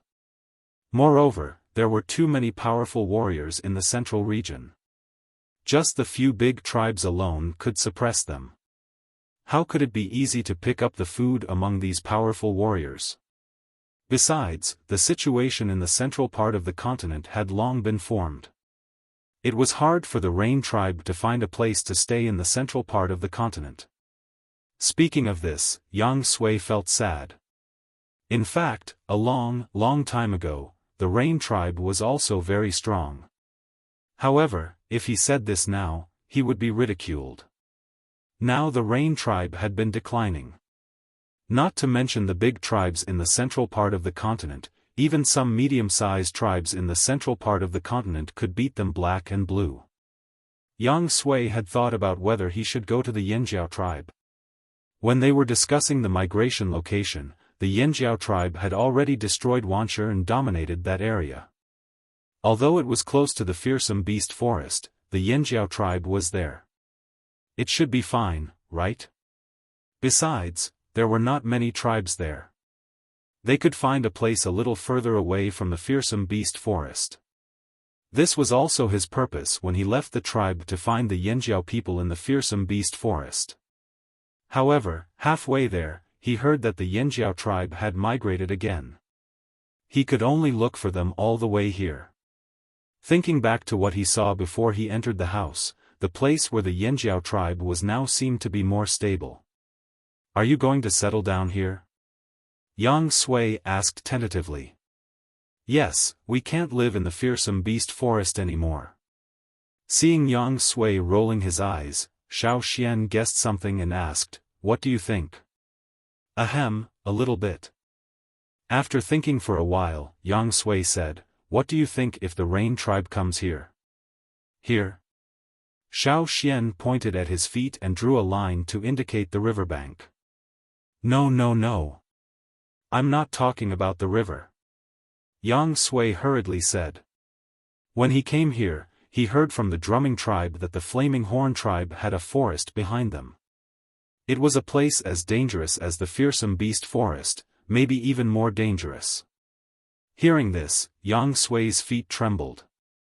They didn't have much ambition and never thought of fighting for territory with ferocious beasts. Only ferocious tribes like Yanjiao would choose this kind of place. However, knowing the dangers behind the forest also had its benefits. That was, there would be less competition. Not many tribes dared to live here. Even if there was a war in the desert, it would definitely not reach here. I heard that several tribes disappeared over there. Yang Sui pointed to the other side of the river, where the drumming tribe lived. What do you mean? Xiaofan understood. Yang Sui wanted to find a place to live near the drumming tribe. In the past disaster, several small tribes near the river were destroyed. The Rain tribe wanted to take advantage of this opportunity to occupy a place. Huh. Yang Sui rubbed his hands. That was what he meant. Although the drumming tribe looked fierce, he could tell that the drumming tribe didn't have much ambition. They were easy to get along with after getting to know their tempers. They could even rely on the Flaming Horn's support. Don't think he didn't know anything. The Flaming Horn tribe had a lot of things in their hands, they weren't interested in a small tribe like theirs. Plus, the Flaming Horn fire seed was gone. If they moved to this area, they wouldn't have to worry about being suppressed by the fire seed. Yang Sui knew a lot of things. He could even connect the notes left by his ancestors to the current situation in the desert. After thinking about it, he felt that it was safest to rely on Yanjiao. The tribes in the central region were not suitable. There were too many tribes relying on them. If the Rain tribe went there, those tribes wouldn't care. But Yanjiao was different. They knew each other. We've known each other for a long time. Huh. Yang Sui laughed. Xiaofan spread his hands. That's not Yanjiao's territory. You can make your own decisions. But I have to remind you that even if we don't have any conflicts, I can't guarantee what will happen if the Rain tribe makes trouble. Hey, I know. Of course, I understand. After chatting with Xiaofan for a while, Yang Sui went to visit the two shamans and the chief of Yanjiao. Then he left with more than 20 people of the Rain tribe. He planned to talk to the people of the drumming tribe and make a final decision. The people of the drumming tribe were still talking about the Luo tribe and other tribes that didn't survive the disaster. While they were sighing, they heard that the Rain tribe intended to move here. They didn't care much about the Rain tribe. As long as they weren't greedy and cruel people, the people of the drumming tribe didn't care. Knowing that the water moon stones came from the drumming tribe, the Rain tribe's people's eyes lit up. They didn't want to rob them, but they felt that it would be easier and more cost-effective to trade with them, just like how they could exchange for shells more easily in the past.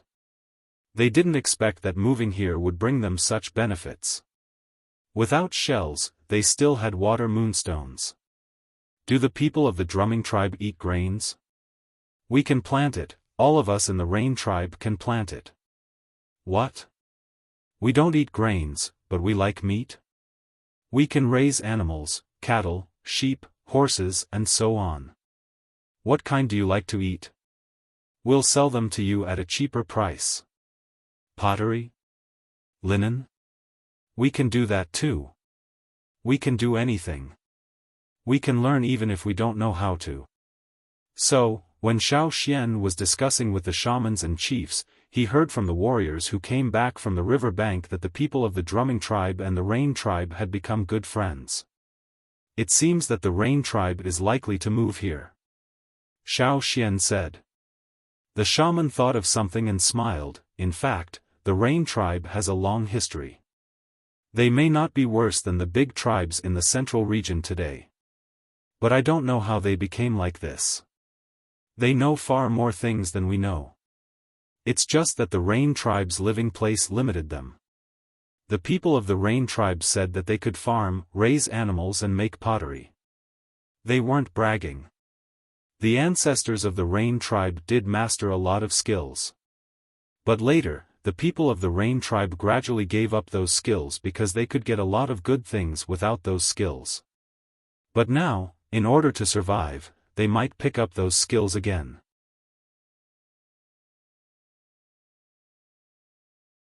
Chapter 585.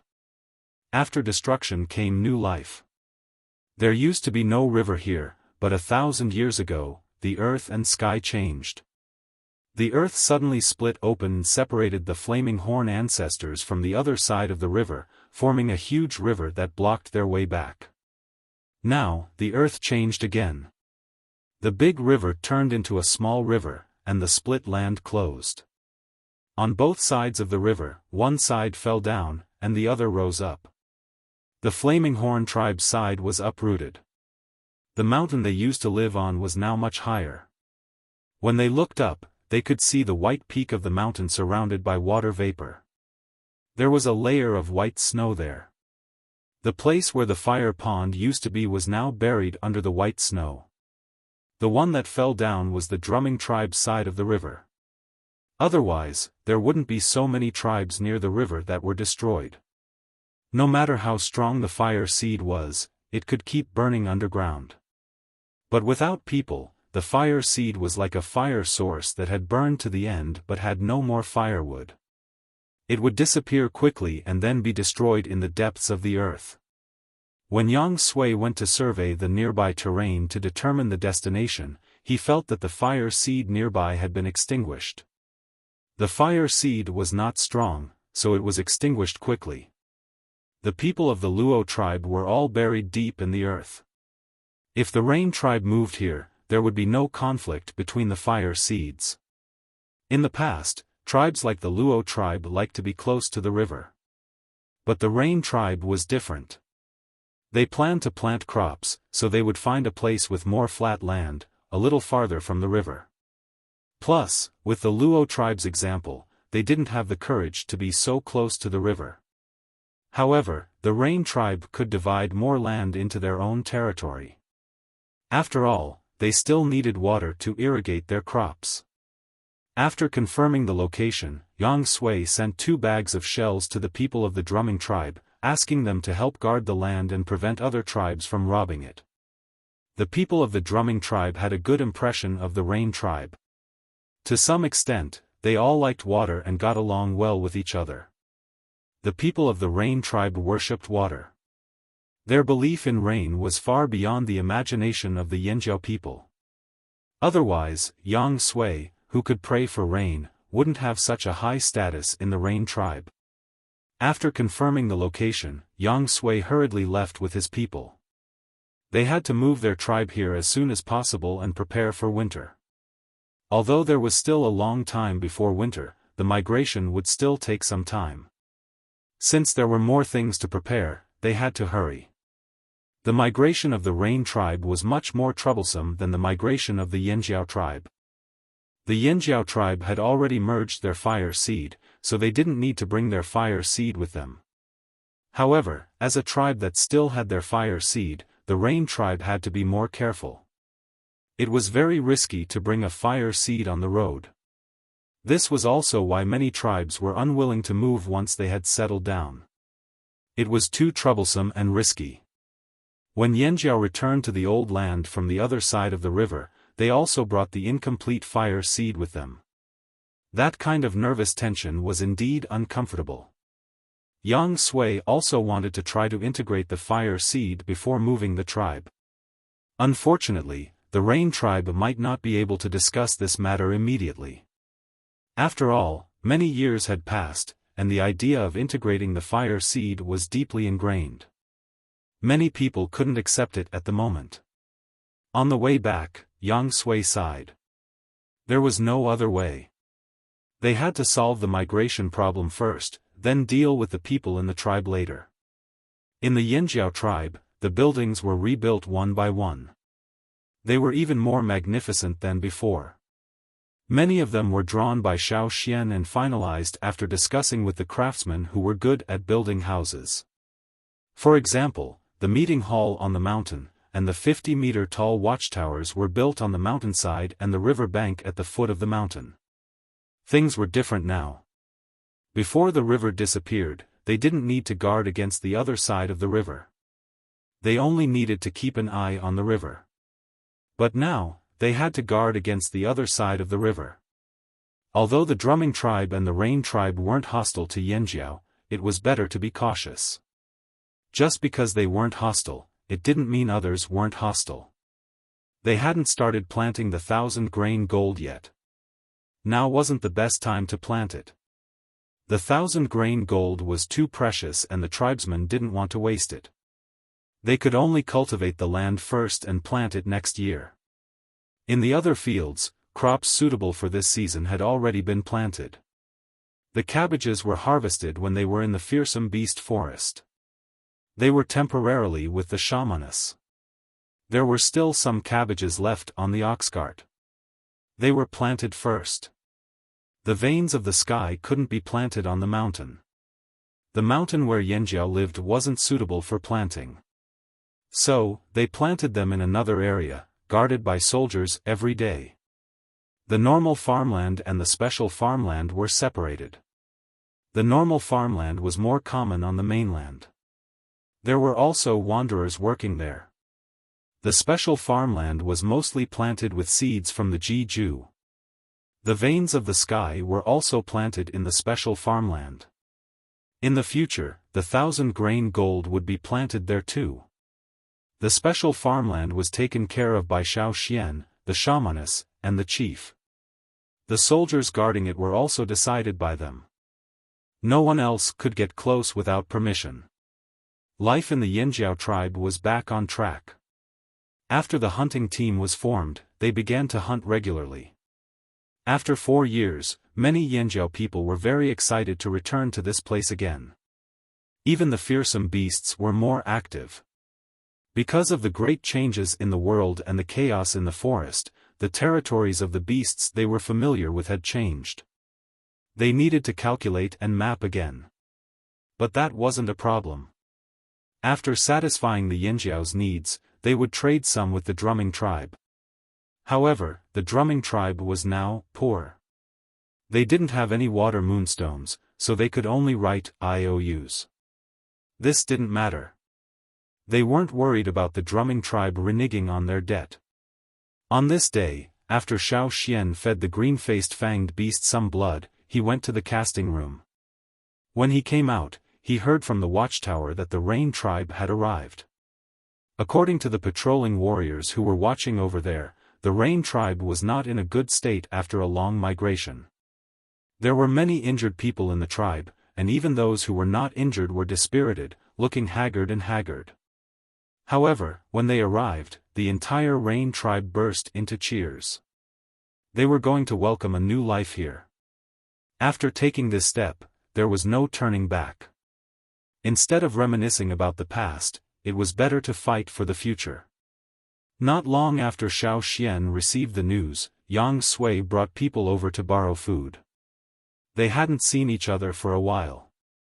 Yang Sui looked darker and thinner. When he came over, he was carried on someone's back. This migration was really not easy. As a shaman, he had to protect the fire seed and build a fire pit when they arrived at the destination. The journey was difficult. They used to be rich, but now they had no money in their pockets. It was difficult to even take out a piece of shell. There were many injured and hungry people in the tribe. Now they could only borrow from Yanjiao. 1 year. Don't worry, we can pay it back by this time next year. Maybe it won't take a year, maybe half a year. Although Yang Sui was not in good condition, his eyes were bright. He was still confident about the future. Therefore, not long after Yanjiao settled here, he began to be a creditor. He had 2 debts, one from the drumming tribe and the other from the rain tribe.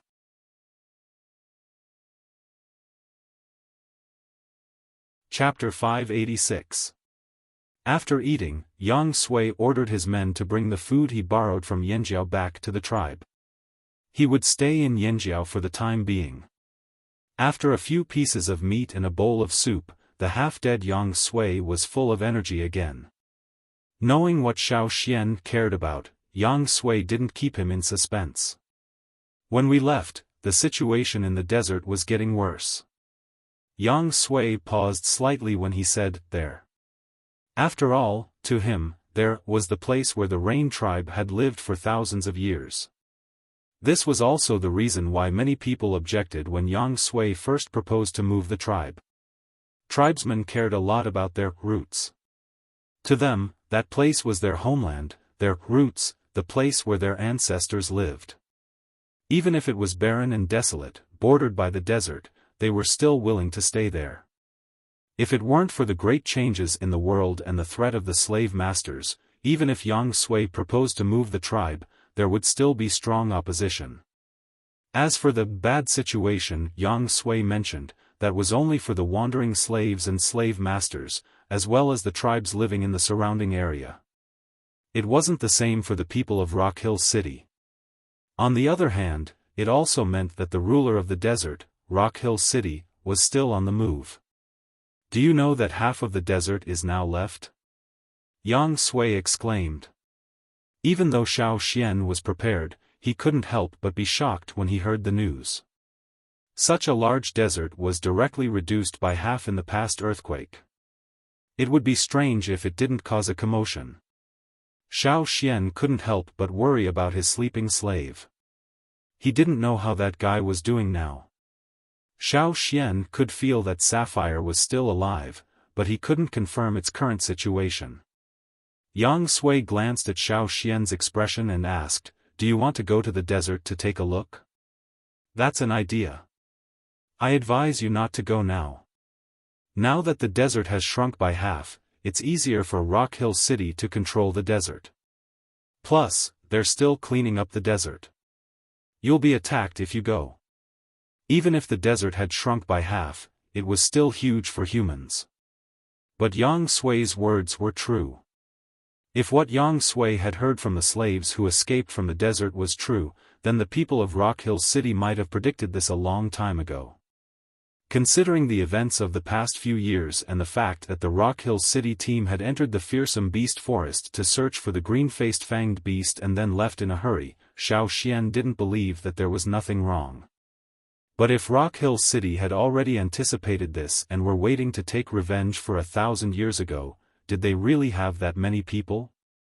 Or were there really that many slaves who could fight against the slave masters on the other side? If they didn't have enough manpower, they would definitely attack the tribes, but Rock Hill City didn't do that. That meant that they had sufficient manpower and were well prepared. Where did this person come from? This was something that Xiaofan had no way of knowing. However, Xiaofan had a feeling that Rock Hill City had a trump card up their sleeve. Although Xiaofan really wanted to go to the desert to investigate, now was not a good time. First, Rock Hill City was on the move and would treat anyone who entered the desert as an enemy. Second, Yanjiao had just stabilized and many things were not done yet. The Rain tribe had also moved to the nearby area and there might be other tribes on the move as well. His own matters were not settled yet and he didn't have time to care about others. Xiaofan couldn't just leave. After thinking about it, Xiaofan also thought it through. Curiosity and worry were useless now. The most important thing was to develop themselves. As long as the tribe was strong, everything would be fine. After Yang Sui left, Xiaofan went out to the mountains to look for Zheng Luo. He decided to go hunting with Zheng Luo and the others in a few days. As soon as he went out, Xiaofan bumped into old Ku, who had just returned from the cave at the foot of the mountain. Stone tools weren't what the tribe lacked the most now. After they had pottery and metal tools, stone tools were gradually being replaced. Old Ku also made some stone tools, but he was just itching to play with them. He was now teaching children at the foot of the mountain. Some children who had lost their parents and guardians were still arranged to live in the Crouching Ox Cave. Now that the tribe was starting to develop, they were no longer in a state of muddling through. The education of young children was also focused on. Before he left, Xiaofan had organized similar teaching activities. Later on, he went to the old haunt and built a place similar to a school. Not long ago, Xiaofan discussed with the shaman and the chief and started a more detailed education. There were also 3 brick houses built on the mountainside. There was also the empty training ground that was originally used for training, forming a simple school. However, for the orphans living in the Crouching Ox Cave, other than the school on the mountainside, there were also some relatively free people from the tribe who would teach them from time to time. Old Ku was one of them. There was less demand for stone tools in the tribe, but that didn't mean they didn't need this skill. When they were in the mountains, they still had to rely on stone tools for emergencies. So when Old Ku was free, he would go to the Crouching Ox Cave to teach the children how to make stone tools. He didn't expect the kids to be interested. As long as someone wanted to learn, Old Ku would happily continue to teach. Other than stone tools, he also set traps. Hunting skills like this were necessary for the Yanjiao people who hunted for a living. Even if they couldn't master it, it was always good to know more. Although the tribe had developed well and had the resources to build more houses, the children who had lost their relatives continued to live in the Crouching Ox Cave out of nostalgia. It was a special place where their ancestors had stayed before. Old Ku often encouraged the children by saying, "Your elder Xiaofan came out from this cave." The Crouching Ox Cave now wasn't the same as the one Xiaofan used to live in. If it was said that the cave used to be rough, now it was well renovated. When it was dark, there were water moonstones to light up the place. They didn't have to worry about food and water. Naturally, there would be people to provide them. The food was also much better than what Xiaofan used to have. Some small rooms that used to store junk were also cleaned up. Except for the stone room with the mural, the other rooms were made into small rooms, just like dormitories. The bunk beds were made by Xiaofan and the carpenters. They weren't covered with the withered grass that Xiaofan and the others used to use, but animal skin or linen. Of course, other than the most basic necessities, if the children wanted to get more things, they still had to rely on themselves. It was impossible to get something for nothing, and the tribe didn't want to raise people like that. When Xiaofan went there yesterday, the children were still gathered inside the cave. In the spacious open space near the entrance of the cave, they were holding branches and learning how to write and count on the sand table. As for the crooked words written on the walls with years of history, they were left behind by the seniors who used to live there. They were inspirational words left behind by the seniors who used to live there. Everything was developing in a good direction. Xiaofan stood on the mountainside and looked into the distance.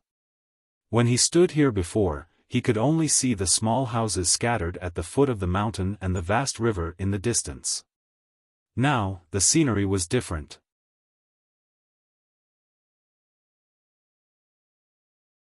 Chapter 587. On the third day of the Rain Tribe's arrival, Xiaofan followed the hunting team to hunt. Now, the advance group did not take action for the time being. The disaster in the past had caused many changes in the forest. In addition, they had been away for 4 years, so they had to familiarize themselves with the most basic hunting routes. This time, Xiaofan did not follow the hunting route he was familiar with. Instead, he followed the person who opened up the 6th hunting route. Compared to the other 5 hunting routes, the 6th one took the shortest time to open up, and the route was also the shortest. When this hunting route was opened, Xiaofan had left the tribe to go to the other side of the river. Before this hunting route was fully opened up, the tribe had already moved. A satisfactory hunting route was not something that could be opened up overnight. Even 1 or 2 years would not be enough. Now, Xiaofan and the other warriors of the tribe continued to open up this hunting route. Now that there were more people in the tribe, even if they split into 2 groups, there were more people on each hunting route than before. Duo Kong and the others who came from the other side of the river were full of curiosity about this place. This place was even stranger than some places in the fearsome beast forest. Whoosh, the sound of an arrow piercing through the air was heard. There was a muffled sound of flesh being pierced, and the sound of blood splashing at high speed on the leaves. Roar! The angry roar of the beast made the surrounding leaves tremble. However, if one was familiar with the beasts in the forest, they would be able to tell that this roar was strong on the outside but weak on the inside. It sounded angry, but if one listened carefully, they would be able to tell that it was timid. The huge figure that was running forward could not be seen among the even larger towering ancient trees, but its position could be determined by the movements of the branches.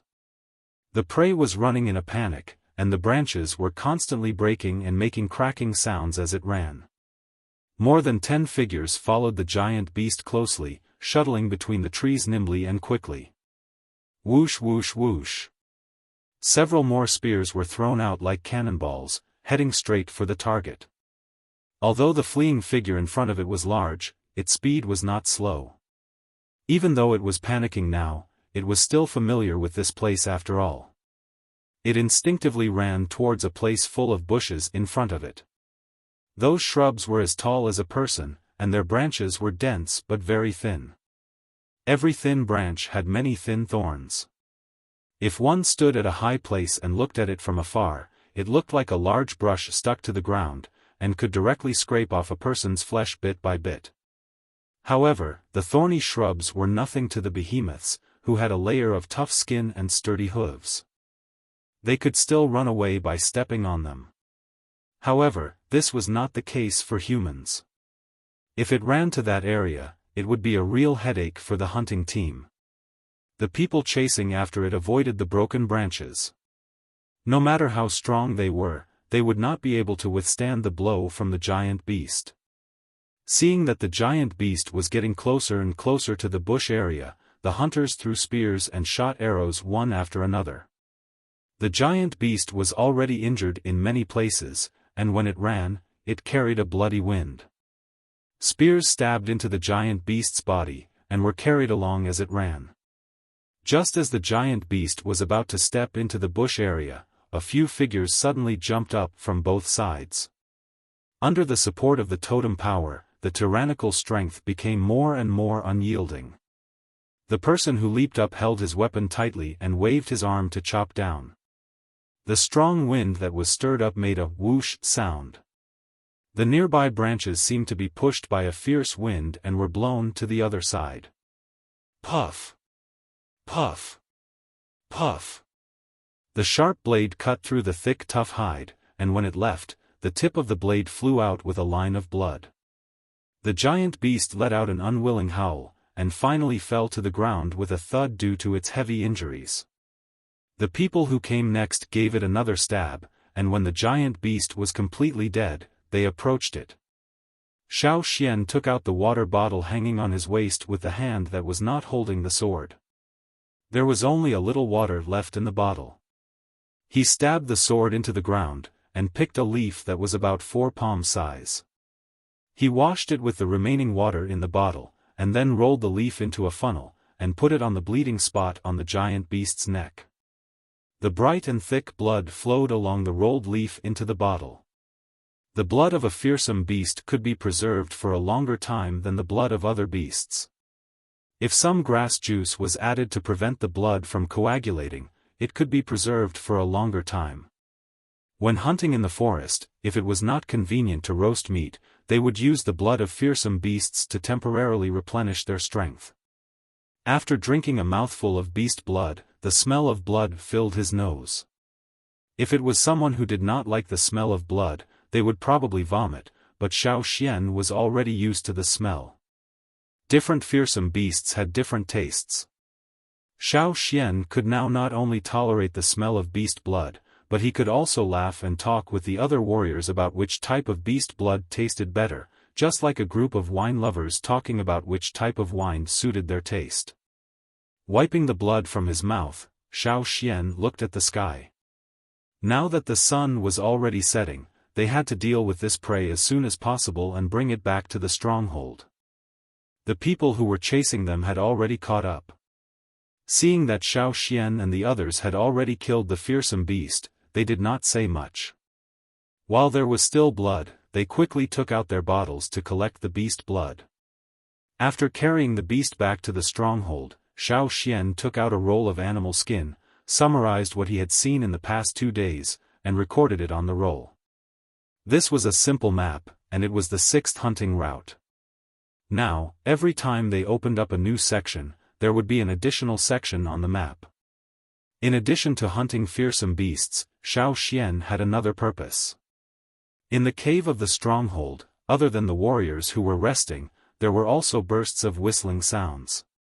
It sounded like the wind was blowing, and from time to time, there was also the sound of metal clashing. Xiaofan brought out a green-faced fanged beast, the one with broken fangs. The tribe did not have much food and grain for them, but they needed the green-faced fanged beast to grow normally. Xiaofan wanted to bring one out during the hunt and let it find food on its own. After being enslaved, the green-faced fanged beasts were not absolutely obedient, but at least they were obedient most of the time. Just in case, they still had to be bound. Vine ropes could not bind them tightly, so Xiaofan specially made a bronze chain. The green-faced fanged beasts could easily break the bones of many beasts, and even stone, but it could not break the new bronze chain made with their own blood. After tying them with a chain, if Xiaofan had free time during the hunt, and if he was sure that there were no dangerous fearsome beasts nearby, he would lead them out and let them find food on their own. Fortunately, Xiaofan could keep up with the green-faced fanged beast's speed. Otherwise, if it was someone else, they would not be able to handle it. If that happened, it would not be a human leading the beast, but a beast leading a human. It had been 8 days since they entered the forest. Xiaofan really did find a few types of food that the green-faced fanged beasts could barely eat. He recorded them one by one and brought some back. If the forest could provide food for the green-faced fanged beasts, they would not have to continue eating the cabbage in the field. In the future, they could just let the hunters bring it back. Xiaofan, do you think the weather will be hot or cold this winter? Duo Kong asked. I don't know. We should be able to tell in a few days. Xiaofan looked out of the cave.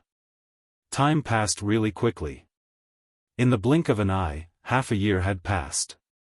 Although he did not know if this winter would be as strange as the previous 2 years, Xiaofan was not worried. Even if there were any abnormalities, it would not be a big deal. As they were talking, the person in charge of guarding outside came over. Boss. Elder, come out and see. There are so many birds in the sky.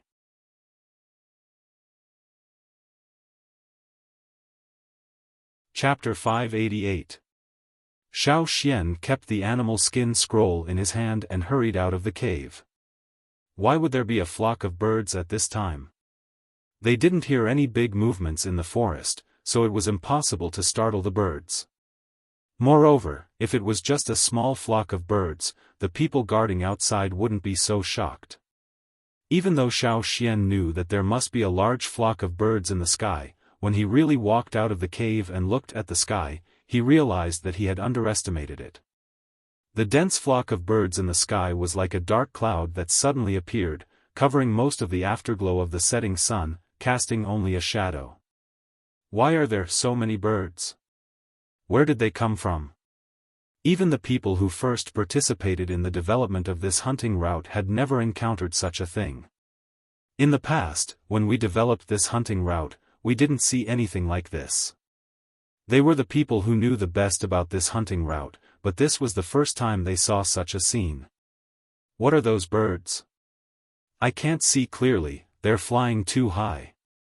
They don't look small, and they're flying very fast. Even if they're big and fly fast, with such a large number of birds, are they migrating? The people looking at the sky casually expressed their opinions, but Xiaoxian's heart skipped a beat. According to the time in the tribe, at this time, it was indeed autumn in many places. In cold places, the temperature dropped early. Could it be that they were migrating to warmer places? But if that was the case, they had never been seen here before, so why did they suddenly appear now? They didn't know where the flock of birds in the sky came from, and where they were going, so the hunting team still had to continue. Everyone, be careful.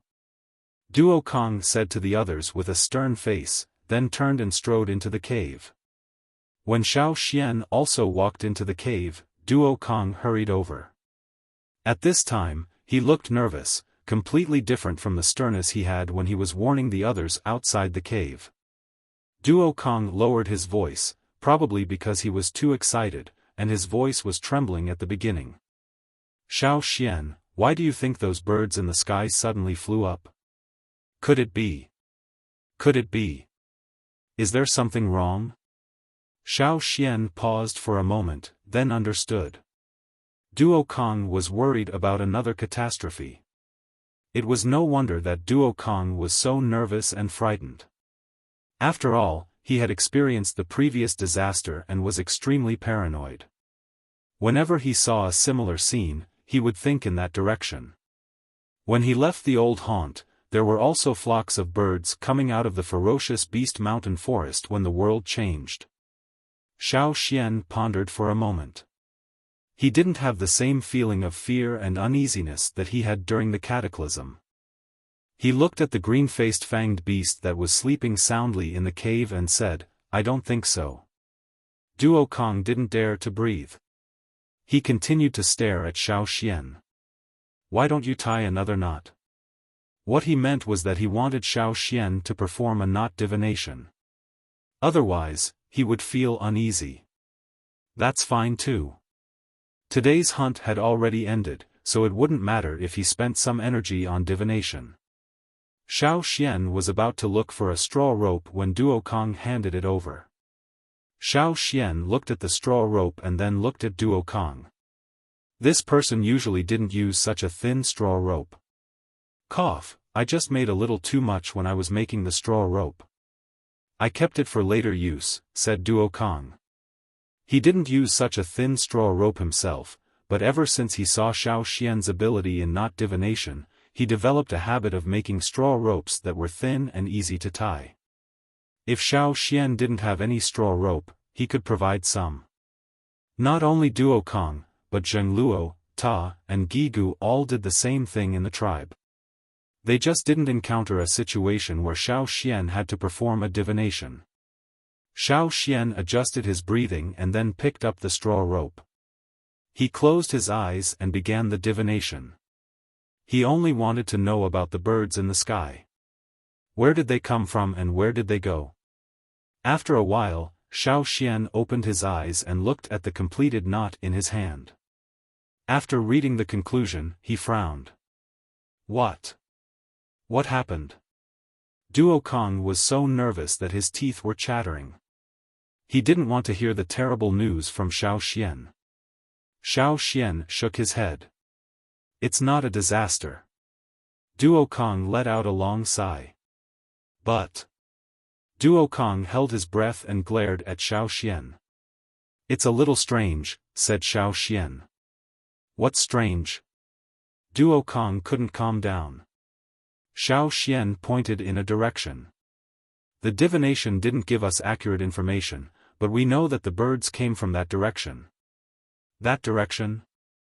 Duo Kong thought carefully about the map he had seen. In the fearsome beast mountain forest, other than the 6 hunting routes, there were also some places that were not often visited. Duo Kong was thinking about the places in that direction on the map. However, this forest was very big. Even though the Yanjiao tribe had lived here for almost 1,000 years, the places they had visited were very limited. The map they had drawn was just the tip of the iceberg. Duo Kong couldn't deduce anything with just the direction. Xiaoxian couldn't figure out what was in that direction either, so he put it aside for the time being. What surprised Xiaoxian and the others was that in the following period of time, they saw flocks of birds flying in the sky one after another. However, the flocks were different every time, and there were many different types of birds. Moreover, these flocks of birds only flew in that direction. Even when Xiaoxian and the others returned to the tribe from the hunting ground, they didn't see the flocks of birds fly back. Seeing such a situation, everyone had a question in their heart: what happened? When the other hunting teams from the other 5 hunting routes met up with them and communicated with them, the other hunting teams had also seen the same flocks of birds, but at different times. After all, there was still some distance between the hunting routes. This question made the Yinjiao tribe, which had just settled down, depressed again. The 2 shamans were also depressed. They didn't feel any danger, nor did they see any signs of change in the weather. So why was this happening? It was said that the beasts in the forest and the birds in the sky could react to danger in advance. It was because of this that the people of Yinjiao were worried. Why was this happening? The atmosphere in the tribe was tense again. Some of the warriors even began to make stone tools.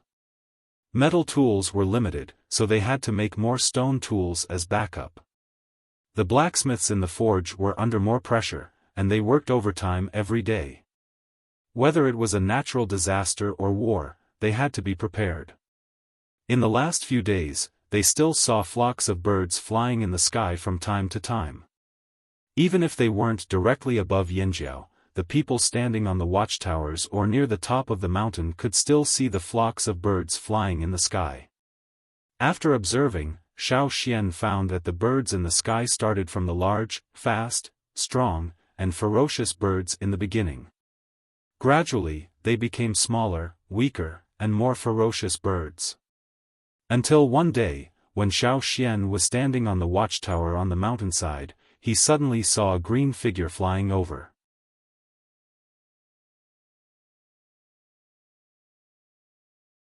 Chapter 589. Xiaoxian had been watching the flock of birds fly past the edge of the tribe, but he couldn't see clearly what kind of birds they were. Cha-Cha wasn't there either, so Xiaoxian could only watch from the watchtower. They often saw flocks of birds during this period of time. Perhaps there were flocks of birds that didn't pass by the tribe that weren't noticed, but the flocks of birds in the tribe were shocking enough. Because there was nothing out of the ordinary, the people in the tribe could only watch the sky anxiously every day and make a record. The figure that suddenly left the flock surprised Xiaoxian. When it was in the flock, Xiaoxian couldn't see it clearly, but when it left the flock, it stood out. The green figure left the flock of birds and changed direction. It didn't follow the flock, but flew directly towards the tribe. Then, a few more figures flew out of the flock, followed by a few more. Some were as big as the one in the lead, and some were smaller. They flew up and down, and weren't as steady as the one in the lead. Xiaoxian immediately took out a wooden whistle and blew it, indicating that the people in other places should not attack the figures in the sky who had left the flock of birds. There were watchtowers in other places, and they must have seen them. When the green figure in the sky flew closer, the people in the other watchtowers recognized it. "Hey, look, isn't that the duck from before?" A Yinjiao warrior who came from the other side of the sea exclaimed. "What duck? You mean the bird in the sky?" The Yinjiao warrior who had never seen the duck before was confused. "It must be. I think it looks like it." Another person shouted out. Xiaoxian looked at the figures flying over and blew the wooden whistle rhythmically. Back when he was in the tribe on the other side of the sea, he had also blown the whistle with this rhythm. He wasn't sure if the duck still remembered this sound. The fat duck seemed hesitant, and looked around cautiously. It circled in the air, as if trying to figure out where to fly to. When it saw Xiaoxian, it immediately flew towards Xiaoxian. Although Cha-Cha wasn't in the tribe, Gigu's snow-white falcon was still guarding against the birds in the sky. Xiao Xian's whistle had been timely. Just as the falcon was about to attack the green duck, the whistle stopped it from moving. Xiao Xian was sure that the one flying towards them was the one he caught on his way back from Gongjia Mountain. However, this green duck was quite fat when he was on the other side of the sea. Now, it looked much shriveled. No wonder the warriors from the other side of the sea were unsure when they saw it. Back then, that duck was so fat. One duck was as fat as two ducks. Now, not only was it skinny, it was also listless. As it approached the watchtower, it looked at the other warriors as guards. Perhaps sensing the duck's wariness toward strangers, the warriors standing on the top of the watchtower with Xiao Xian all took a few steps back. After a while, the green duck flapped its wings and landed. It stood on the handrail and called out to Xiao Xian. Quack! Its cry was a little strange compared to other wild ducks, but there was a hint of happiness in its voice. Flap flap, the other ducks that followed closely behind also followed suit, resting on the railings and handrails one after another. Hence, when the tribesmen looked up at the watchtower, they saw a circle of green ducks standing on the top of the tower. Someone recognized the ducks and laughed loudly. Are our ducks back? When the others who didn't know the story heard this, they also guessed the origin of these ducks. When the people from the other side of the sea came back, both sides talked about the ducks raised by the tribe, especially the green ducks. The people who were busy at the animal pens also rushed over excitedly. When the people who took care of the duck pens left the tribe, they were full of regrets. They thought they would never see the ducks again, but they didn't expect to see them again. Xiao Xian counted the ducks standing around. When they left, the green duck did not bring its second-generation ducks with it. They were still leisurely paddling in the water. There were only about 30 ducklings back then, but now, there were more than 50 standing in front of Xiao Xian. They were of different sizes.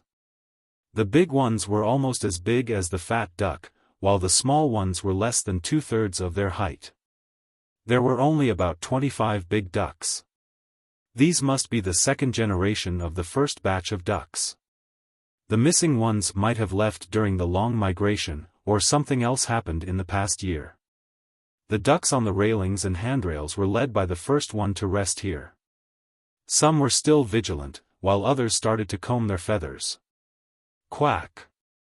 The green duck standing on the handrail opposite Xiao Xian saw that Xiao Xian ignored it, so it quacked again. This time, it was louder than before, as if it was urging him. Xiao Xian looked away from the other ducks. It didn't matter if they were migrating or seeking refuge.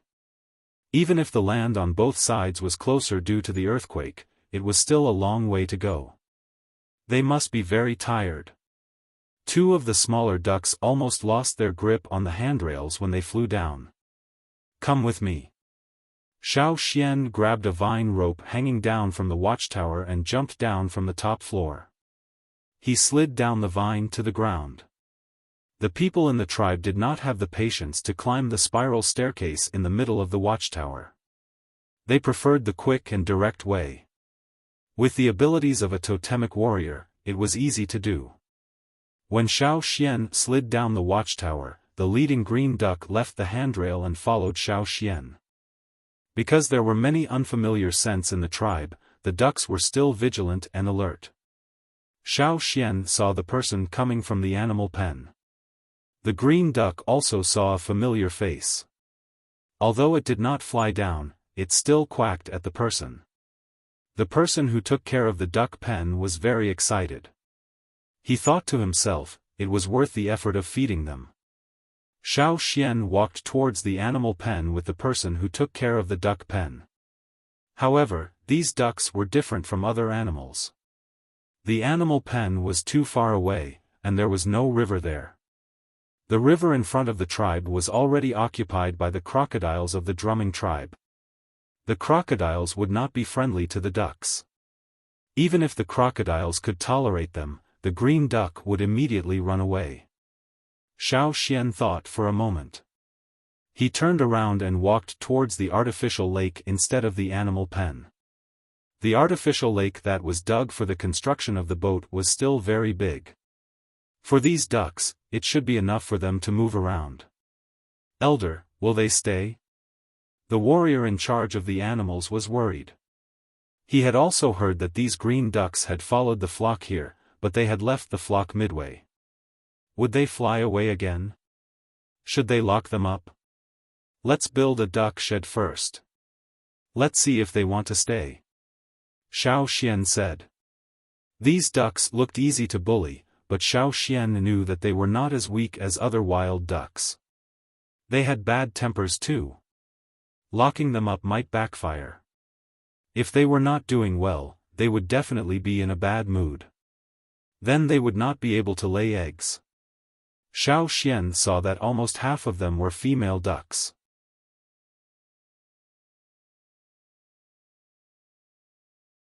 Chapter 590. Ever since the green ducks flew back to the tribe, the eyes of the people who had seen the ducks lit up. Especially Baigua, who used to pick up duck eggs happily in the tribe on the other side of the sea. Now, his eyes were glued to the green ducks in the sky. The green ducks had flown back.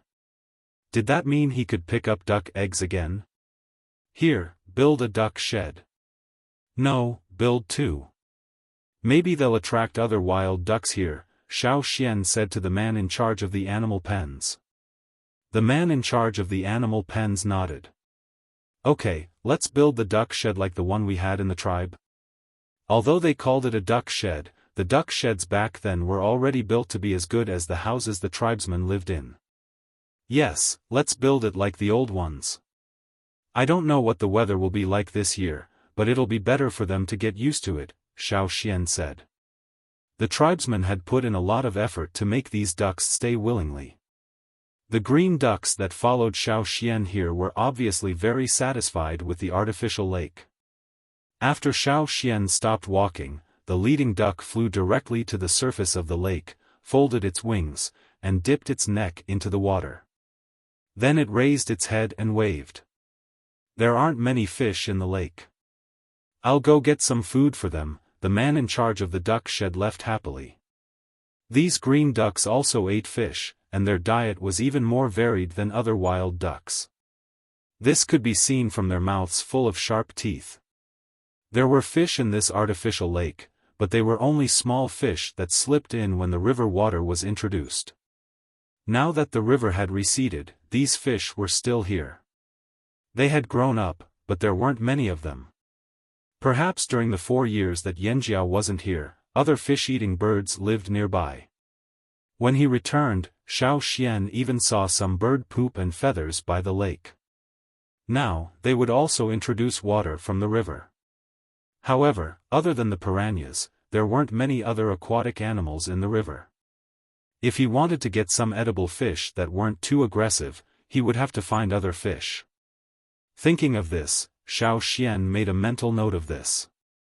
If he went hunting in the future, he would use the net to catch some fish and see if he could get some suitable fish to raise in the lake. The people responsible for raising the ducks were all experienced. Whether they were from the other side of the sea or from the old haunt, they had already mastered many techniques. Even if it was the first time for many people to come in contact with these ducks, after interacting with their companions, they could quickly learn how to raise the ducks. The duck feed was made according to the same recipe as before. The person in charge of raising the ducks had even made some improvements. Even though many of the ingredients were no longer the same, the group of green ducks would still eat them. Perhaps they were tired and hungry from the long journey. More than 50 green ducks gathered around the trough and began to eat. At first, the other ducks were hesitant, but when they saw that their father was leading the way, they followed suit. Xiaofan glanced at the green duck that was eating the most. Even if it had lost weight due to various reasons, once life was stable, it would definitely swell up again and return to its previous size. When the group of ducks started eating, Xiaofan noticed that a smaller duck had a cloth tied around its leg. Looking at the stains on the cloth, it should have been there for a while. The way it was tied was also very professional and familiar. When the Taiha people suffered external injuries, after applying medicine, they would tie it with sackcloth or other things that could be tied. The knot on the smaller green duck's leg was the knot that the Taiha people usually used. Xiaofan did not catch the duck that was fighting with its brothers and sisters for food. Instead, he waited for it to finish eating before catching it. With his experience in dealing with fat ducks, Xiaofan could easily subdue this small duck. Xiaofan untied the cloth on the duck's leg and looked at the part where the cloth was tied. Over there was a scar that had already healed. Now, it was almost healed. The scar had already faded, and there were many fluffy feathers growing there. If one did not look carefully, one would not be able to see the scar that was about to disappear under the fine fluffy feathers. There was also some powder that was obviously different in color from the duck's feathers.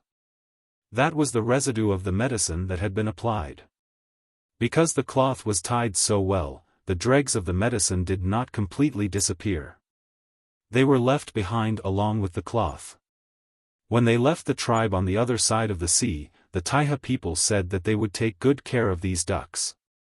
From this, it seemed that the Taiha people had indeed done so. He released the duck that he had subdued.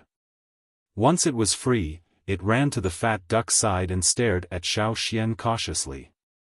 But the fat duck looked at Xiaofan and continued to eat. Just now, when Xiaofan caught the duck, it turned its head to look. But that was it. After looking, it continued to eat. The other ducks had already finished, but it continued to eat. Xiaofan left the matters here to the person in charge of rearing the ducks. Then he spoke to the people patrolling the area. Even if they wanted to continue rearing these green ducks, if they were a threat to the tribe, they would not be merciful. These green ducks were not normal wild ducks. It was always good to be cautious, especially the smaller ones. They had no impression of the Yanjiao people. After leaving the man-made lake, Xiaofan went up the mountain and told the shaman and chief about the cloth on the duck's leg. Speaking of the Taiha tribe, Zheng Luo and Duo Kang missed them. Duo Kang's eyes turned. When should we go and get the Taiha people to come over? The Taiha people liked strange herbs. In the depths of the forest, there was a patch of green that the advance party used to go to. There were countless rare plants.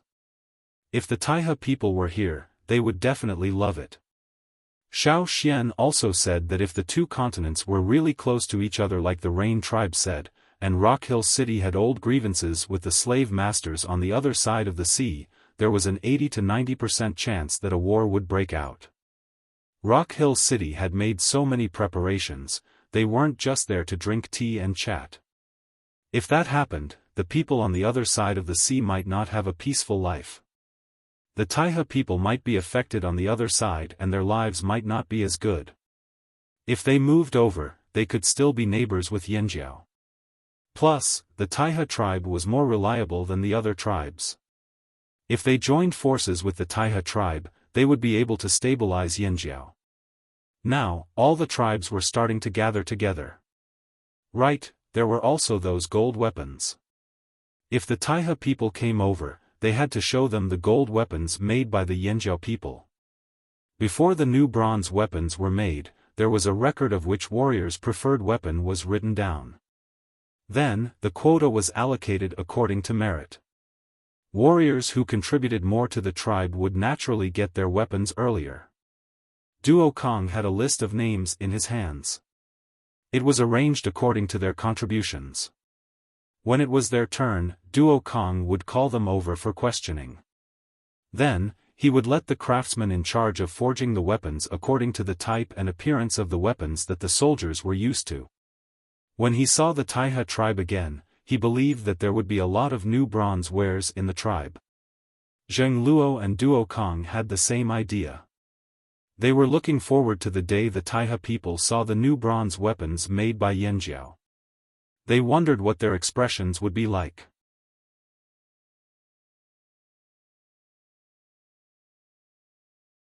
Chapter 591. Because of the fat duck's arrival, Xiaofan thought about the results of the knot divination. He finally understood where the knot was pointing. This forest was not the only place in that direction. The knot was pointing to a place even further away, on another continent. Most of the birds in the sky must have flown over from the other continent. The green duck must have migrated along with the birds. It happened to encounter Yanjiao and stopped here. Looking at it this way, it was possible that the birds were migrating due to the change in weather. In the past 2 winters, this continent had been unusually hot. If it was the complete opposite on the other side, it would have been extremely cold. Looking at it this way, the birds might have sensed a warmer place and decided to migrate to avoid the cold. Looking at the green duck swimming leisurely in the lake, it did not look like it was in trouble, nor did it look like it sensed danger. Hence, the possibility of a natural disaster was very low. After knowing this, the restlessness in the tribe calmed down for the time being. Actually, after settling down, Xiaofan had been thinking about what the tribe should do in the future. In the past, when the river in front of the tribe was still an insurmountable moat, living here was like living in isolation from the rest of the world. They would not see any outsiders. But now, the moat was gone. Even the unknown and terrifying obstacles in the sky were gone. Cha-Cha could fly back and forth every day without meeting any obstacles. After arriving, Xiaofan could roughly guess why Cha-Cha did not return with the other great mountain eagles from its movements and cries. Normally, great mountain eagles would only fly to Eagle Mountain when they were at a stage in their growth. For example, young eagles that had never been to Eagle Mountain after hatching but had already reached their limit. Yes, young eagles. To great mountain eagles, eagles that had never been to Eagle Mountain were all young eagles. The other type of eagle that went to Eagle Mountain was an adult eagle that had once again entered the stagnant growth stage. They had already begun to age, and if they did not go to Eagle Mountain, they would continue to age until they died. Once they successfully entered Eagle Mountain and came out, they would undergo a complete transformation and enter the next stage of growth. In theory, a giant mountain eagle was also a type of beast that could grow indefinitely. No one told them this. It was a conditioned reflex that originated from their bloodline, just like how they would eat when they were hungry and drink when they were thirsty. Once they entered that period, they would have a natural instinct that would tell them where to fly and find a solution to their problem. However, Cha-Cha was not a young eagle, nor had it entered a stagnant growth stage. It had to take a greater risk to go to Eagle Mountain, so it had to stay there longer than other eagles. Among the eagles that went to Eagle Mountain at the same time, only Cha-Cha behaved so willfully that the other eagles thought he was courting death. Therefore, when Cha-Cha finally came out of Eagle Mountain, the other eagles had already left. When Cha-Cha wanted to fly to the fearsome beast mountain forest, it realized that a disaster was coming. Whether it was underwater, on the ground, or in the sky, everything was changing. Cha-Cha did not dare to run around, so it tried to fly along the route that Xiaofan had taken with it. Then it flew along the Yanjiao hunting area and flew to the place where Yanjiao used to live. Cha-Cha chased away the other birds and beasts that lived there, then waited for the disaster to end. That was how the rest of the story came to be. In fact, Cha-Cha would have flown there if not for the invisible barrier in the sky above the river. Even though the river was no longer there, Cha-Cha was still afraid. The scene it saw when it left with Xiaofan in the canoe was deeply engraved in its mind. Therefore, after the disaster ended, it dawdled for a while. When it was sure that the barrier in the sky was gone and it was about to fly to the fearsome beast mountain forest, the Yanjiao team actually came. With the barrier in the sky and the river gone, there were more and more exchanges between the two sides of the river. The pontoon bridge was still there, and the tribe could not continue to live here in seclusion like before. They would have to interact with more people, and every tribe had their own strengths and characteristics that were worth learning. Back then, Yanjiao lived alone in seclusion because of natural isolation. They could not interact with outsiders, but now it was different. They could only broaden their horizons by interacting more. Moreover, they still had to gather information, especially about the desert and the other continent. Let's not talk about the distant future. Even now, the end of the year winter was getting closer and closer. People in the tribe still wanted to trade the animal skins they hunted for other things. The pontoon bridge could only bear a limited amount of weight, and it was not very stable. Later on, the river level rose and the river width increased, making the pontoon bridge less reliable. When Xiaofan and the others came, the width of the river was only 200 or 300 meters. Now, the water level had gradually risen to 600 or 700 meters. Although it had stopped rising, once winter ended and the ice and snow in the upper reaches melted, the river level might change seasonally. Moreover, there was still the rainy season. Therefore, the tribes on both sides of the river were prepared. The Xi tribe had originally planned to rebuild their tribe, but they retreated 200 meters away from the river bank, just in case. On the Yanjiao side, there was no need to worry about their living quarters. However, they had to pay more attention to the low-lying farmlands. The tribe did not count on the pontoon bridge made of wooden rafts floating on the river. Now, Yanjiao had begun to build ships. In the future, when the expedition team went out to trade, they could learn from the longboat tribe and use a fleet. They could cross the river and go deep into the land. On the other side of the river, there were many tributaries that flowed into the river, so the fleet could go straight in. Xiaofan had been thinking about this for the past few days. Since the tribe had decided to settle down here, and the river was no longer as intimidating as it used to be, there would definitely be more people coming and going from this river. Until now, the river in front of the tribe still didn't have a name. If the expedition team went to other places to trade, and someone asked where the Flaming Horns lived, how would they answer?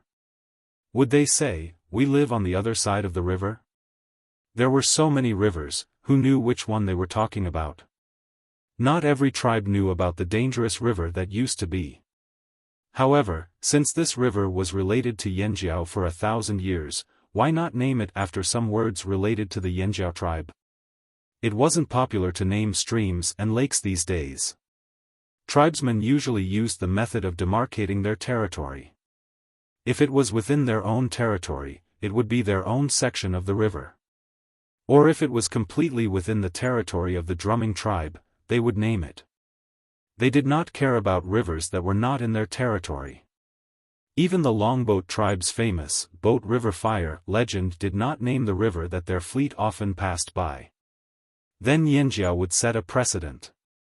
The river in front of the Yanjiao tribe, the Yanjiao River? That didn't sound too good. That would make it sound like the entire river belonged to the Flaming Horn tribe.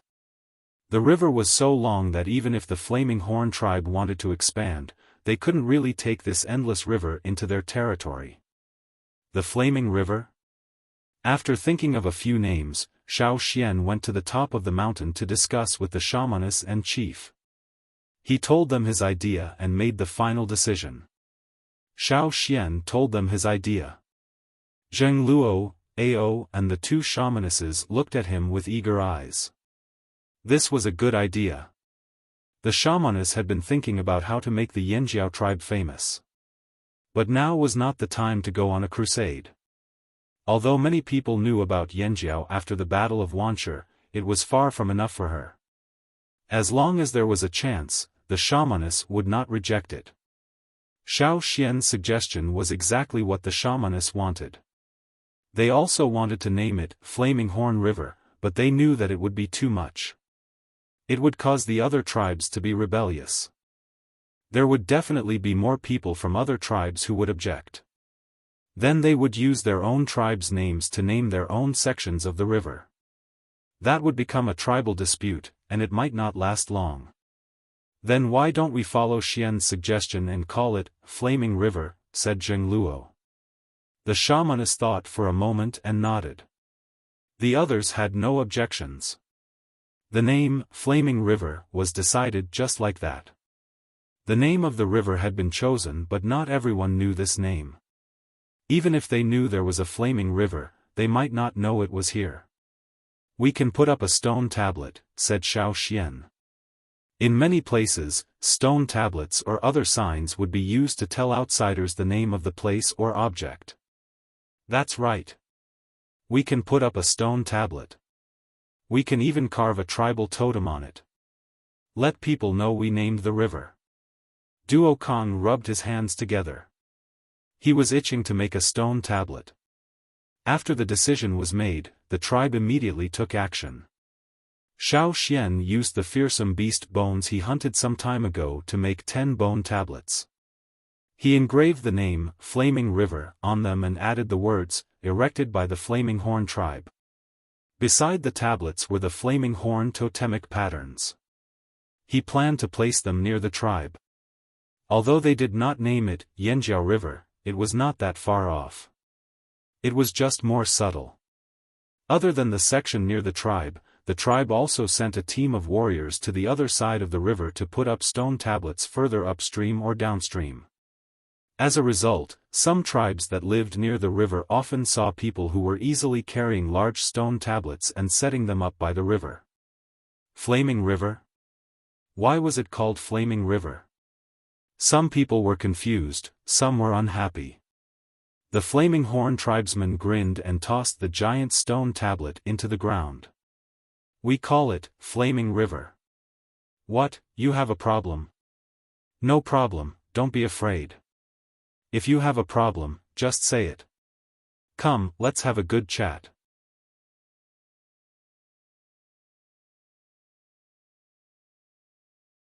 Chapter 592. Although most of the tribes along the river were damaged by the natural disaster, and many of them were directly wiped out, there were still some survivors who continued to live along the river. Not every tribe had the courage to move. Even though this place had been affected by the disaster, they were still unwilling to move. That was why when the Yanjiao people carried a large stone tablet with the name, Flaming River, on it and erected it along the river, many people saw it. It was also the first time they saw someone naming a river that wasn't part of their territory. Perhaps some people would still be unhappy, but the Yanjiao people weren't afraid. If they knew who changed the name again, they would go over and have a chat. Reason? No, there was no such thing as reason here. At times like this, it all depended on strength. Only the strong had the right to speak. In this area, no one dared to fight the Yanjiao directly.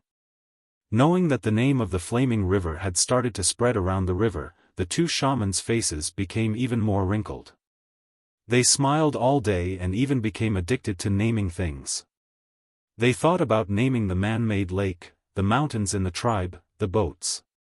Because of the name debate, the two shamans started arguing again. However, the others didn't care about naming things. The people from the other side of the sea still had the habit of stocking up at the end of the year to trade. After arriving here, they stocked up on hides. Other than their daily necessities, they wanted to let the expedition team trade them. Even though there wasn't the royal city or any other cities here, many tribes had their own unique skills. Others couldn't learn them even if they wanted to. It depended on talent. They could also trade for many good things at the trading point. The boats were almost finished. With the addition of bronze wares, many stone and bone wares could be replaced by metal wares. They were close to the forest, so it was easier to get wood.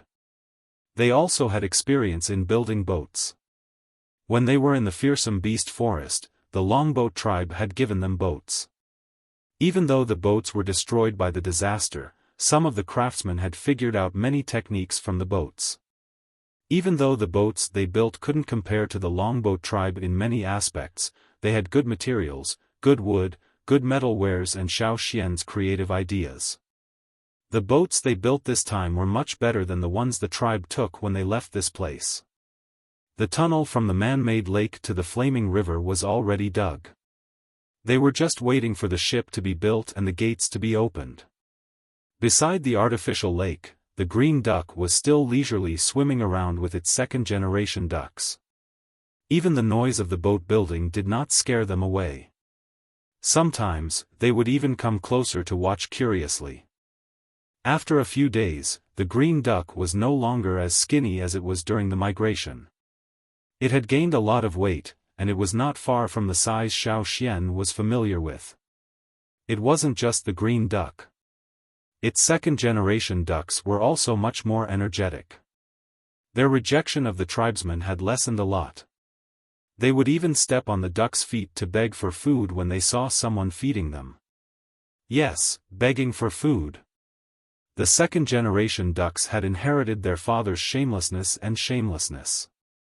Since the living conditions here were so good, and there were people to protect and feed them, and they had a place to stay.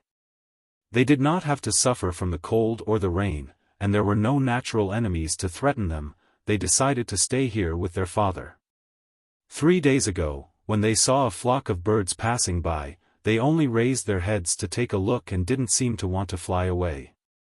Xiaofan carried a huge tree to the lake. It was brought back by the people who went out to look for trees. He helped to carry it. How is it? How many more days do we need? Xiaofan looked at the completed boat and asked the craftsman there. We'll be done in 2 days.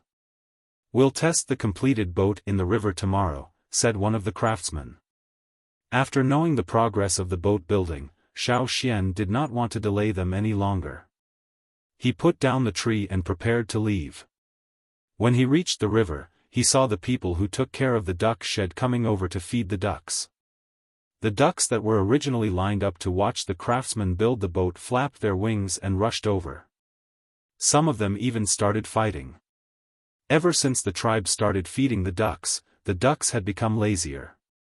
Now, other than when they were fighting for food, they rarely flew. He wondered if they would still be able to fly when they became as fat as balls. Xiaofan went over to ask about the ducks. They're doing well. They're easier to raise than when we were in the other tribe. I just have to take care of the one in the lead. The other green ducks will follow it. The person who was feeding the ducks smiled. It's just a pity that we haven't seen any eggs yet. It's still too early to see any eggs. Xiaofan went to the field to take a look. When he came back, the ducks had finished eating. The fat duck swayed from side to side as it walked, but it looked lazy and lazy. Seeing Xiaofan walk over, the fat duck only glanced at Xiaofan, then decided to find a place to squat. Xiaofan went over to check the food trough. There was still some food left. According to the person who made the food, it was some crushed herbs. The ducks could eat it, but they didn't like it. The herbs were useful for the ducks. In the past, sick ducks would eat the herbs themselves, so the person who took care of the duck shed added them in. In the first few days, the ducks didn't care whether they liked it or not. They ate everything. Now, they gradually learned to be picky. They ate what they liked first, then came back to eat the rest when they were hungry. If they weren't hungry, they wouldn't eat. Xiaofan looked at the fat duck that was looking for a place to rest. Tisk, look at how spoiled you are. Why don't you go to the sky? But just as Xiaofan finished speaking, the fat duck really flew up. It wasn't just the fat duck. The other second-generation ducks also took off. Whether they were swimming in the lake or hiding in the grass, they all flapped their wings and took off. Xiaofan. Did they really go to the sky? Were they planning to leave? But soon, Xiaofan knew that the ducks weren't leaving. After they flew high, they rested on the trees and looked at the sky. The sky? What was there? Xiaofan looked over. Soon, he heard the whistle from the guard in the tower. There's something in the sky. Xiaofan looked around and found a tall tree to climb.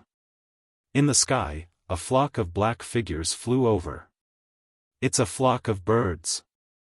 They weren't that surprised to see flocks of birds anymore. But this time, it was different. When the flock of birds flew past the tribe, the green ducks and their second-generation ducks followed. Just as Xiaofan thought that they were going to escape, the fat duck stopped and quacked loudly in the direction of the flock of birds.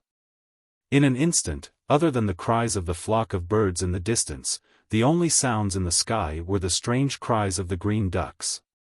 Xiaofan's eyes widened. He saw some birds leave the flock and fly over. Wild ducks, fuck. These fat ducks were really good at attracting wild ducks.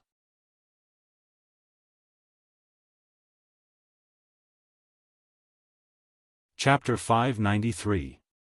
Every time a flock of birds passed by the tribe, Xiaofan would observe them. Even if he could not see what the birds looked like, he could roughly guess the types of birds in the flock. He could estimate their size, speed, and so on. At the start, the flock of birds were all large birds with many fearsome beasts. They were fast and had great stamina. Later on, they were more ordinary birds. The green duck was one of the last flocks. Perhaps it was special. If it was alone, it would not have landed in the flock of birds. It should have flown in the flock of birds in front. However, it had a family and a group of second-generation ducks. It was delayed for a long time. In the end, it could only wait. The flock of birds behind the green ducks was even more ordinary. The ones that left the flock because of the fat duck's call were the more ordinary wild ducks that Xiaofan saw in the forest on the other side of the sea. These wild ducks had different feathers and habits, but they looked very similar. Xiaofan classified them all as wild ducks. Back when he was at the tribe on the other side of the sea, the green duck attracted many wild ducks into the tribe. Now, the same thing happened again. However, this time, it was not just the fat duck. It brought its second-generation ducks with it. The wild ducks that flew over attracted the attention of many people who were busy working in the tribe. Those who had experienced the flock of ducks were very happy. With more ducks, there would be more duck eggs. The guards did not stop the wild ducks from coming closer. Hence, when the wild ducks left the flock, they followed the green ducks and landed on the artificial lake. The originally calm surface of the lake became much livelier. The wild ducks that landed took up almost a third of the lake. Moreover, the changes were still happening. The wild ducks were still landing. The flock of birds that flew past the edge of the tribe had not completely flown over. There were still many wild ducks in the area. However, without the green ducks' calls, they did not know what was happening here. I really underestimated them. Xiaofan looked at the fat green duck on the lake and shouted, "Hey, duck!" The fat duck was leading the flock of ducks in the artificial lake. It slowly turned its neck and looked in Xiaofan's direction. "You! Don't go up to the sky again." The fat duck turned its head and continued swimming forward, unsure if it understood. However, Xiaofan noticed that the green duck had stopped flying. He let out a sigh of relief. Although the man-made lake had been expanded a little after they came back, it still couldn't handle the flock of green ducks that could attract wild ducks. The people taking care of the duck shed happily went to expand the duck shed. They were not worried that there would be too many ducks. Other than the green ducks, the wild ducks were not picky about their food. Duck food was easy to get and they did not have much of a burden. They had experience. 2 days later, the 5 newly built ships were tested on the lake. There were 50 to 100 people on each ship. There were about 300 people who left the tribe to trade, and the quota had already been decided. 5 boats painted with Yanjiao totems sailed out of the waterway between the lake and the river. Whoosh, the sails were raised. The flaming horn totem was drawn on the sails too. This was a good opportunity to make their presence known. The totem patterns on the sails were drawn by the 2 shamans themselves. When the wind blew, the sails curved in an arc, making the totem patterns on the 2 horns burn like flames. "We should be able to set sail now. Looks like there's no problem." Zheng Luo looked at the 5 boats that had sailed into the river. This time, the leader of the expedition was Ta. Duo Kong wanted to have some fun, but the expedition team didn't need two team leaders. He could only wait until the next time. After all, this wasn't the only time they would go on a trade trip. The people of the drumming tribe, who had already rebuilt their tribe, also saw the 5 boats with the flaming horn totem on the river. Their eyes were filled with envy. However, although they wanted Yanjiao boats, they did not feel the need to build their own. If they wanted to travel by water, they could just ride the crocodiles. The main reason why the drumming tribesmen were envious was because of the trade trip. If it weren't for the disaster, they would have many leftover water moonstones. They could even negotiate with Yanjiao to take them to further places to trade. Many of the drumming tribesmen had never traveled far before. The furthest most of the drumming tribesmen had ever been was the Pu tribe. In the past, they did not like to interact with unfamiliar tribes, but now their views were changing. Seeing Yanjiao travel, many of them naturally had the same idea. Next year, when we get more water moonstones, we can pay off our debts. Maybe we can go with the Yanjiao team, said a drumming tribesman. I've decided not to go to the Pu tribe to trade tomorrow. I'll save more water moonstones. In the future, if there's a chance to go with the Flaming Horn tribe's ship, we can go to further places to see. The Flaming Horn tribe is better than the Pu tribe, another warrior said. Not only them, the other drumming tribesmen also had similar thoughts. Many of them secretly made up their minds and prayed that the tribe would be able to harvest more water moonstones next year. Otherwise, if the production of water moonstones decreased, they would have nothing left to live on when the debt was repaid. They would have nothing left to live on. During the trial voyage, Xiaofan rowed the boat along the flaming river for a while. He went to the Rain tribe to check on their rebuilding progress. The drumming tribe was rebuilding on their original foundation, but the Rain tribe was starting from scratch. It was more troublesome and required more work. Like many tribes with primitive fire seeds, the first thing the Rain tribe built was a fire pit. Then they built houses for the important people in the tribe.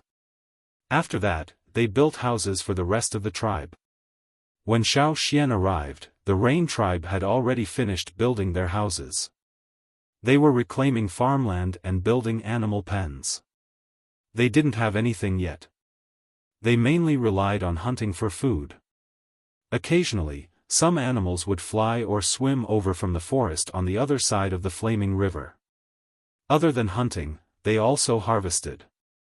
They had seeds, but they couldn't plant them this year. Xiaofan saw that the Rain tribesmen had already started using some newly made pottery. Some houses even had pottery spinning wheels and other tools in front of them. They had already picked up their skills and started a new way to make a living. According to the Rain tribesmen, there were other tribes nearby. Some of them moved away because they felt that this place was too dangerous. The forest on the other side of the river was also a dangerous place. They were afraid of living so close to it, so they left. Of course, most of the survivors chose to stay. They didn't want to take the risk of moving. Generally speaking, there were many tribes along the river. After all, this was a large water source. Even if they didn't live by the river, they weren't far from it. Looks like there are more tribes here than I thought, said Xiaofan. Xiaofan actually had another idea. Not long ago, when they were talking about the trading trip before winter, someone mentioned that the trading location was too far away. Indeed, if they wanted to trade for good stuff, they had to travel further. For example, the trading area near the big tribes in the central region with more amazing skills or other large trading areas were indeed very far from here. If only they were closer, it would save them a lot of time and effort. It was definitely impossible to move the trading area here, but what if they built a new trading area here?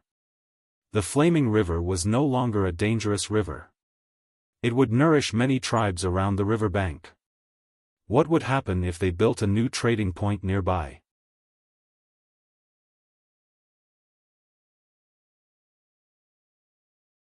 Chapter 594. The purpose of this voyage was not just for trading.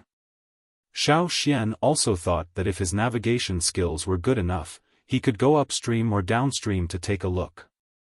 Back then, the natural conditions were too restrictive, so he was not familiar with many places upstream or downstream.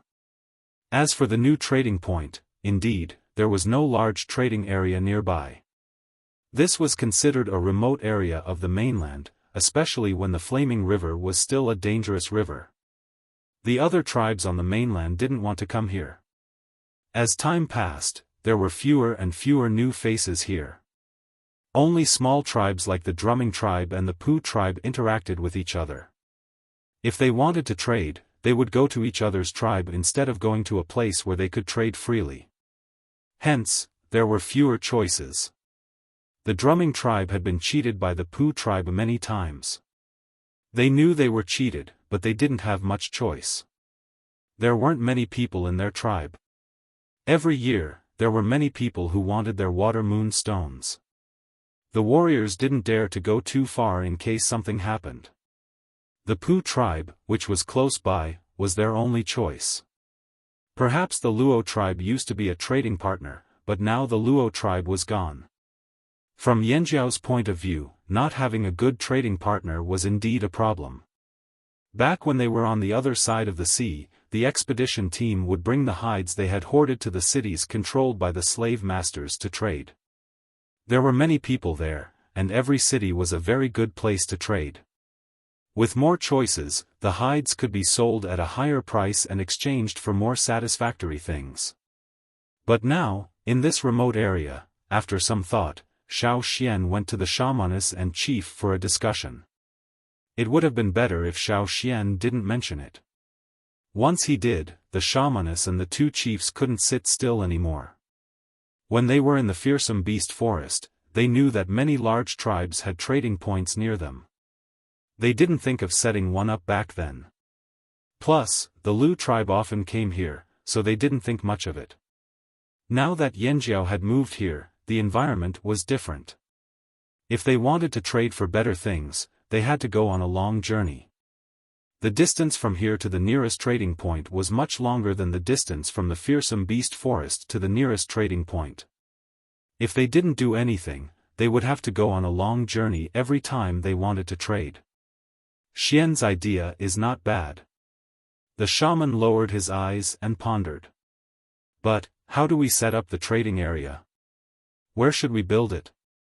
Ao asked. It's definitely not on our side, Xiaofan said after some thought. I'll go over to the other side of the Flaming River and take a look. If there was a suitable place, he could try to develop it. It would definitely not develop to the level of the central region or the well-known large-scale trading zones on the grassland. But one step at a time, it would eventually succeed. Without further delay, Xiaofan didn't go out with the expedition team this time, so he had time to observe the surrounding environment and terrain. Speaking of which, when the tribe migrated here, he only focused on this area and did not go to other places. He wanted to take this opportunity to see what kind of changes had happened to the area along the river during the disaster. Xiaofan called over Cha-Cha, who flew everywhere every day. Riding on the eagle, Xiaofan ordered it to fly to the other side of the Flaming River. There were many forests in this area. 1,000 years ago, before the earth split open and the river formed, the two sides of the river were connected. The Yanjiao side was filled with forests, so the other side of the river must be the same. This place was equivalent to another fearsome beast mountain forest, but it was too far from the center of the continent, and it was dangerous. Many of the tribes that lived here were small and medium-sized tribes. They were unable to fight for a place to settle down in more fertile areas, and could only survive in this remote area. Actually, the soil here wasn't bad, but because it was close to the river was more dangerous. Before the river was formed, the forests were connected and the danger was greater. In their ancestors' notes, there were comments about this place. Some people said that this was a place where beasts lived and it wasn't suitable for humans. The small and medium-sized tribes didn't have strong fighting abilities, so they could only live here with their limbs tucked away. 1,000 years ago, the earth had split open, and the dangerous mountains and forests had been carved out. However, the people on this continent still didn't change their view of this place. They never thought that this place was suitable for living, so even after 1,000 years, there were still not many tribes living here. Xiaofan looked down at the mountains below. The mountains here weren't tall, and the forests weren't dense. Perhaps because there were people living here, there weren't any thick ancient trees. The disaster had swallowed much of the river here. It was slightly different from what Xiaofan remembered. After looking at many places, Xiaofan wasn't satisfied, so he ordered Cha-Cha to fly along one of the rivers. This river wasn't far from the drumming tribe. In the past, this river flowed from the central region of the mainland to the river. It was still the same now. Yinjiao's ships would enter this river from the Flaming River and then sail inland.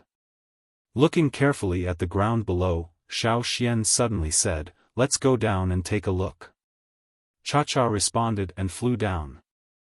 When Cha-Cha slowed down and approached the ground, Xiaofan jumped down from the eagle's back and landed in a small forest. The reason why Xiaofan chose this place was because the terrain and environment here were very similar to a place he had seen before.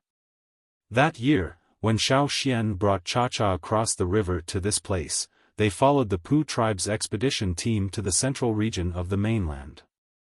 Along the way, they rested at a place where wanderers, slave masters and slaves lived. That was where Xiaofan saw Shu. At that time, Yan Shuo's family was still wanderers. That place was where the rivers intersected. Often, expedition teams who lived in remote areas would pass by on wooden rafts. And now, the place Xiaofan was standing on was very similar to that place. This place shouldn't be the territory of any tribe. Xiaofan let Cha-Cha fly him around in the air again to confirm that this place didn't belong to any tribe. Although there were traces of human activity here, there weren't many traces left after a long time. Very few people came here. Xiaofan made a mark on the map, marking it as 1, and then went to other places to look for a suitable location. For 3 days, Xiaofan searched outside.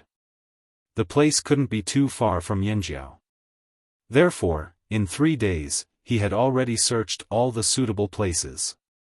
There were 4 places that he was satisfied with, but in the end, he still chose the place marked with 1.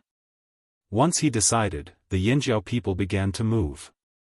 Therefore, some of the people from other tribes who went out to look for food saw the Yinjiao people carrying large stone tablets to put up the tablets. Only this time, it wasn't a name, but a marking of the land.